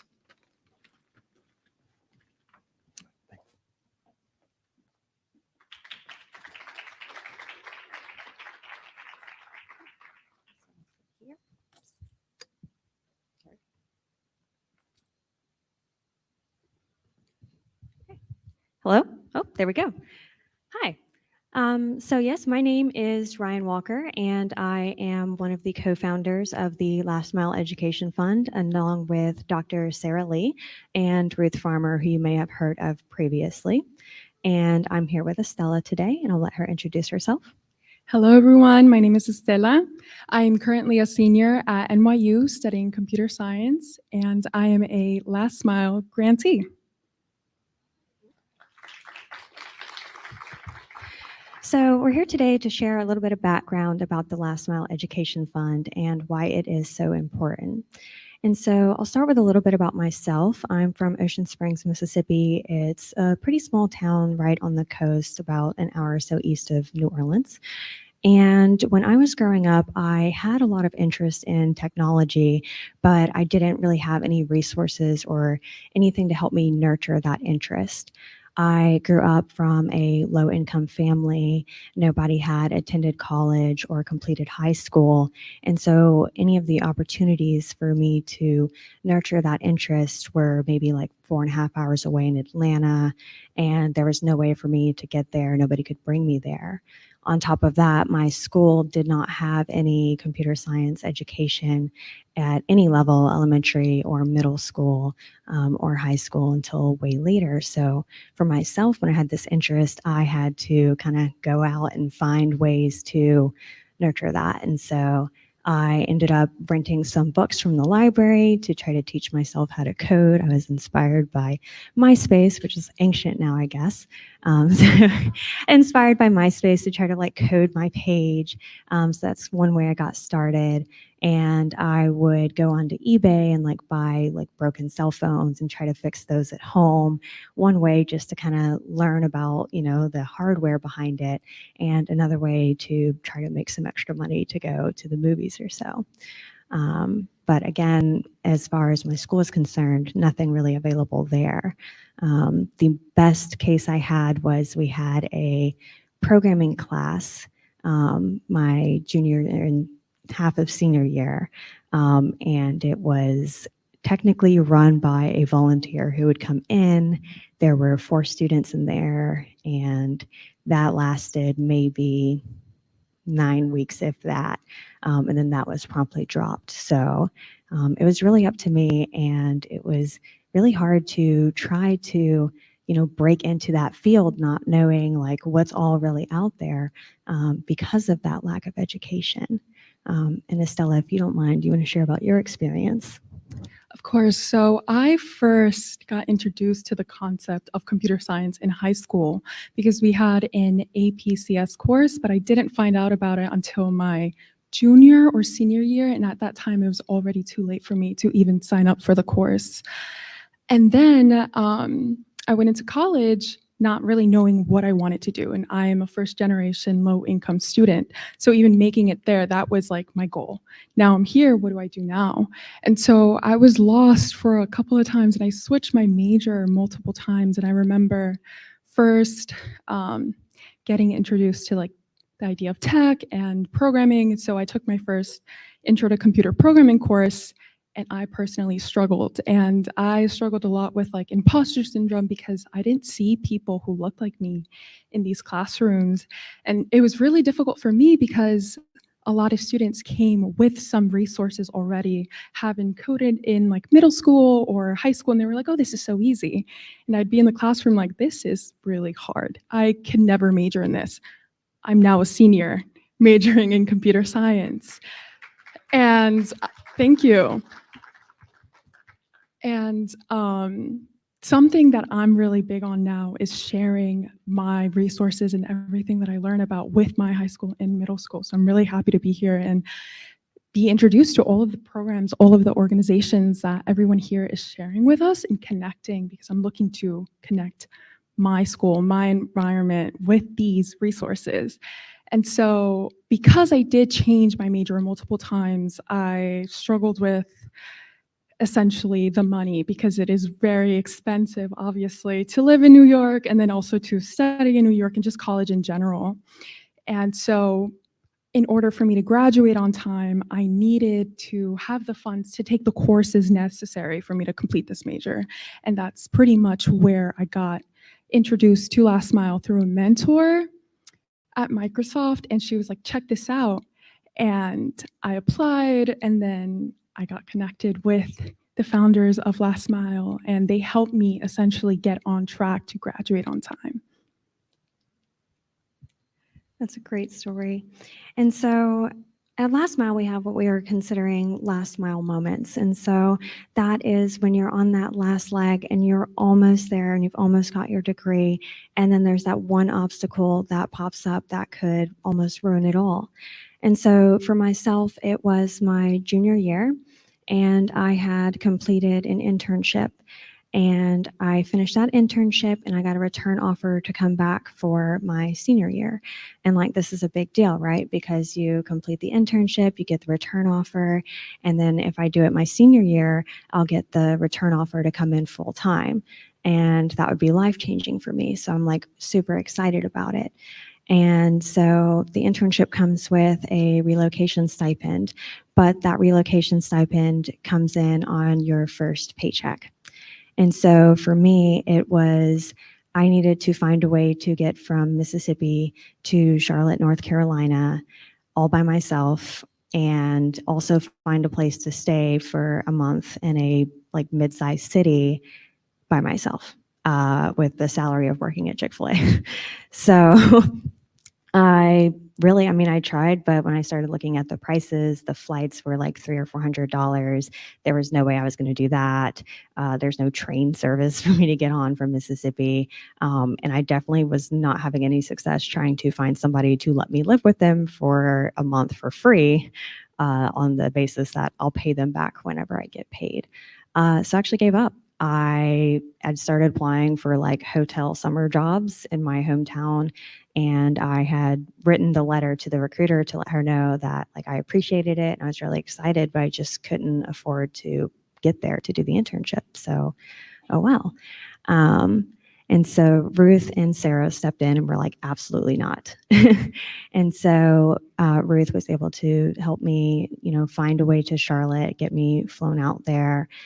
We found a person to make an arrangement with for me to stay with until I did get that relocation stipend. And, that was it for me. So I completed that internship. I received the full-time offer. And so now I'm about 4.5, almost 5 years into my career. And, it's a really strong testimony for myself, but also when you think about it, I was, 5 years into my software engineering degree and this close to being able to join the workforce and make a difference. And just that one little flight, one little flight and 2 weeks of rent almost ruined it for me. And for myself, being from a low-income family and first-generation college student, having a career has made all of the difference. I've been able to help support my family back home. I was able to buy a house, and I'm the first person to own a house in my family. And I also spent a little money just getting my first new car, right? I had to spoil myself a little bit. But it really was just, just that close. And I'm not the only me out there. There are thousands of students that are in this situation where they're being, pretty much forced to choose between, okay, can I, pay my rent and eat, or do I get to finish my education? And Estella, I know you mentioned a little bit earlier about Last Mile and how your mentor had introduced you to it, but can you talk a little bit more about your Last Mile moment and what kind of, led you to apply for the fund and how that had an impact on your school? Of course. So as I shared earlier, I joined CS pretty late. I mean, I declared my second semester junior year because I wasn't really sure if this was something that I personally could do because of the funds. I needed an extra year in order for me to complete this degree, and I didn't have the funds for that. My scholarship would end by the end of my senior year. And so that's when I was really looking at, well, what can I do? Can I even complete this major? Is this even something like possible for me? So at that point, I wasn't really sure what I was going to do.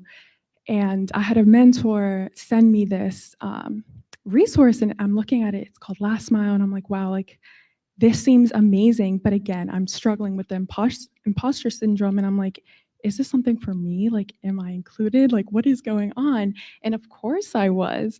And so it took me a minute to actually sit myself down and say, you got this. You can actually pursue this. Apply to as many things as you can and try to go for everything that you can in terms of resources and getting like the funding that you need for your education.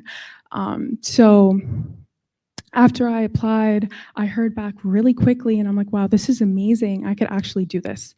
And so that's when I was actually set to take the courses that I needed to take over the summer in order for me to be on track and complete my degree. And before that, if I wouldn't have applied to Last Mile, I would have had to look into switching my major. I was thinking of maybe going into sociology or something that would take essentially less time for me to graduate because, again, I didn't have the funds for it. But once I heard back from Last Mile super quickly, I was like, okay, fine. Like, I'm on this, we're doing this. And so I'm here now and I'm really happy. And I'm still, I'm still on my senior year, so I'm still fighting to get to that finish line. But if it wouldn't be for Last Mile, I wouldn't be here speaking about this and feeling confident in who I am and what I'm pursuing and what I'm promoting for younger people who look like me. And I think that's one of the biggest things that I personally am here for, having that representation, because I know that's what made me scared of going into this space.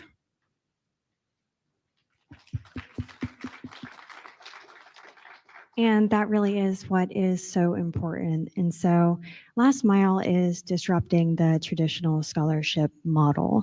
We know that there are tons of students out there like myself, like Estella, and we just, we don't believe that you shouldn't qualify for a scholarship because your GPA slipped because you were working 2 full-time jobs to support yourself. That is just unacceptable, and we're here to change that. So I want to say thank you, everybody, for coming here today and listening to our panel. It was so nice to see all of you. And yeah, hope you have a good rest of your day.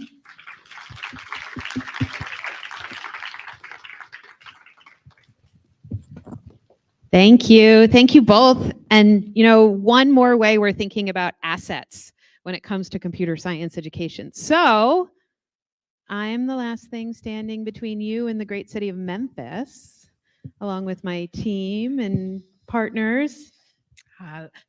You guys are still here. It's 2:30. You guys are troopers. So thank you for Absolutely. sticking it with us. Have you guys enjoyed the summit?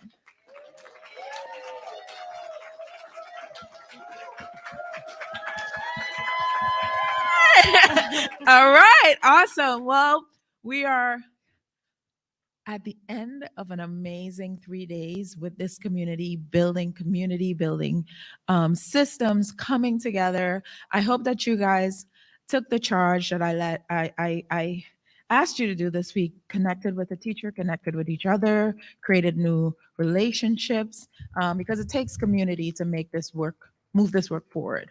And, as part of our community, we have our partners from CodeCrew, but this summit could not happen without the CS4All team and the CodeCrew team coming together. And so I want to bring our team. Come on up, teams. Come on up, teams. Come on up, teams. And while our teams are getting up, I want to leave with just a little bit of Memphis. I know some of you are here because you are here for the weekend. So I wanted our partner to just share some cool things that you can do before you leave. Absolutely, absolutely. So this is, come on up, teams, absolutely. And so this is a great town, a lot of fun. Obviously, you all know about Beale Street and all the fun you can have there, but I certainly invite you to go check out the National Civil Rights Museum. It's such an important place. I invite you to check out the Indie Memphis Film Festival, which is going on right through the 24th. So that's really, really fun event as well. One of my favorite places for live music is a place called the Taylor's Union, which is on Union Avenue. And so in the basement there's a speakeasy. It's got very nice live music. So if you like live music, that's a great place to go. And if you're just looking for other things to do, there's a great forum called the I Love Memphis blog. That's the I Love Memphis blog. If you just Google for that, you can find all kinds of things to do this weekend. So I know you'll all have a great time. Don't have too much fun, but like I said, what happens in Memphis stays in Memphis. So have a great time. All right. And so all our teams are together. Well, you know, Mako, we love Memphis and we love CodeCrew. So let's give another round of applause for the CodeCrew team, our partners here for years.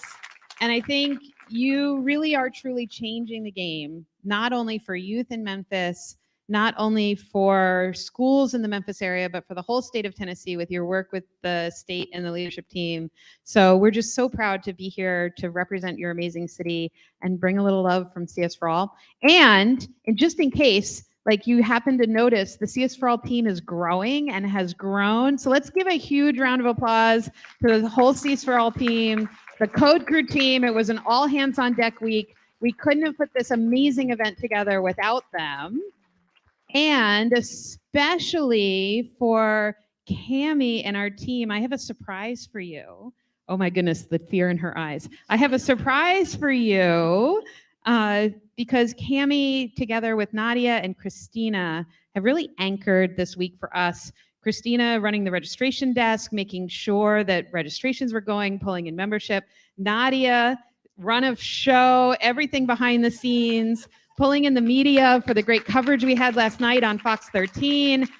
And Cammie, this summit is the realization of your vision. And I couldn't be prouder to work at this organization and to have all of you here. So thank you so much for all of the work that you've been doing to pull this together, all of the things. And we're just so thankful to have you and Nadia and Christina pull this together to do the amazing work. So bring out the other ones too. Thank you to the whole team at CS4All, but these three have really put in all of the extra effort to bring us here together and make this an amazing event. Now she made me have to take my glasses off because I started to cry. Well, I mean, thank you everyone for, you know, all of the energy that you guys brought to this conference is what made it a success. So we really appreciate that. We appreciate you really taking charge, really connecting, really being just engaging. You know, so many people came and they were like, this is so great. I met so many people. And that was the goal, really to come to Memphis, leave our footprint. And I just want to highlight one thing that's really important. When we come to a city, we don't just come to a city, we come into a city. So everything that we do is in part to support the community. All of our signage, all of our support, all of our volunteers, we do everything locally, and that's part of the systematic work that it takes to really build capacity within a city. So we're not just coming here and doing a summit. We want to leave a lasting impact, and we want to help support the local community. I'm still a little, because I was surprised, but you know, so I think that's important as you're thinking about capacity and systems, listening to Rian, listening to all of the youth, all of the conversations about not just doing the work, but understanding what it takes, the underlying systematic change it takes to make this work happen, I think is really important. So thank you guys for being a part of that. And I want to just give a moment to the CS4All team. Can the CS4All team step forward, please?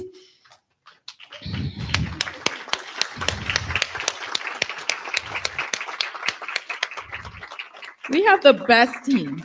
The best team. Can you get a picture? Thank you. It's amazing. Don't hide, Ebony. I see you. Come on.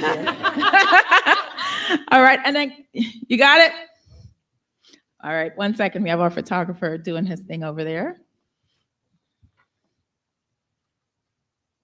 Thank you. And then can the CodeCrew team come up? Woohoo!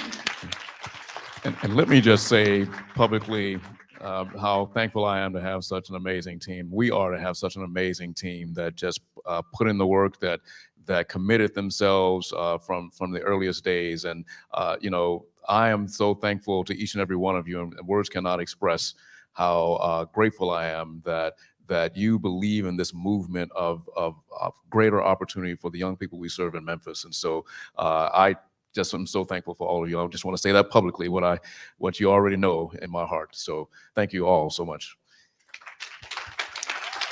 All right, we're about to be continuing our walk in Memphis. DJ, do you have my song? we don't have our song. We're about to walk in Memphis. Well, thank you everyone for coming. This is the end of our conference.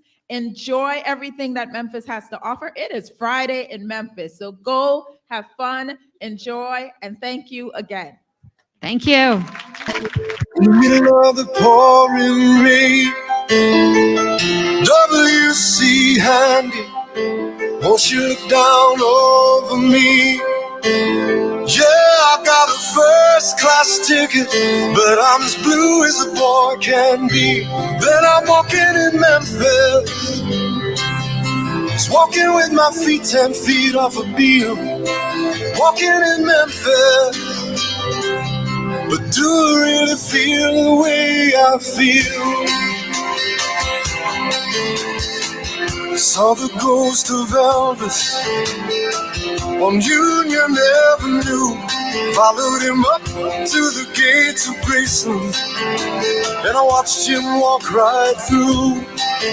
Now security, they did not see him, they just hovered around his tomb. But there's a pretty little thing waiting for the king down in the jungle room. When I was walking in Memphis, I was walking with my feet 10 feet off a beam. Walking in Memphis, but do I really feel the way I feel?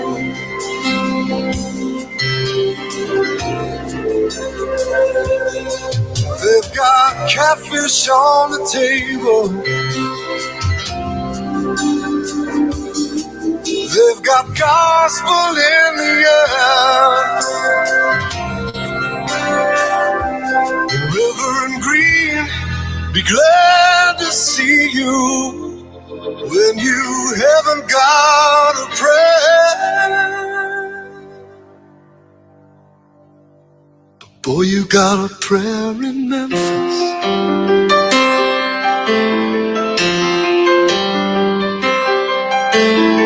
Muriel plays piano every Friday at the Hollywood, and they brought me down to see her, and they asked me if I would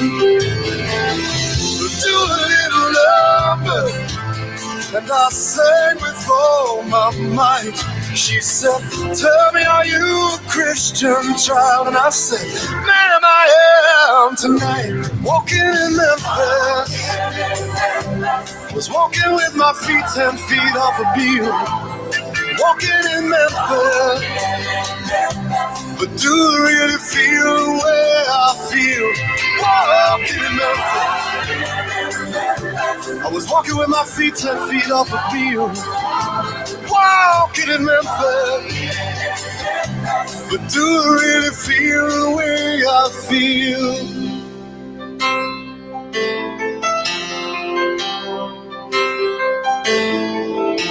Put on my blue suede shoes and I boarded the plane. Touchdown in the land of the Delta Blues, in the middle of the pouring rain. Touchdown in the land of the Delta Blues, in the middle of the pouring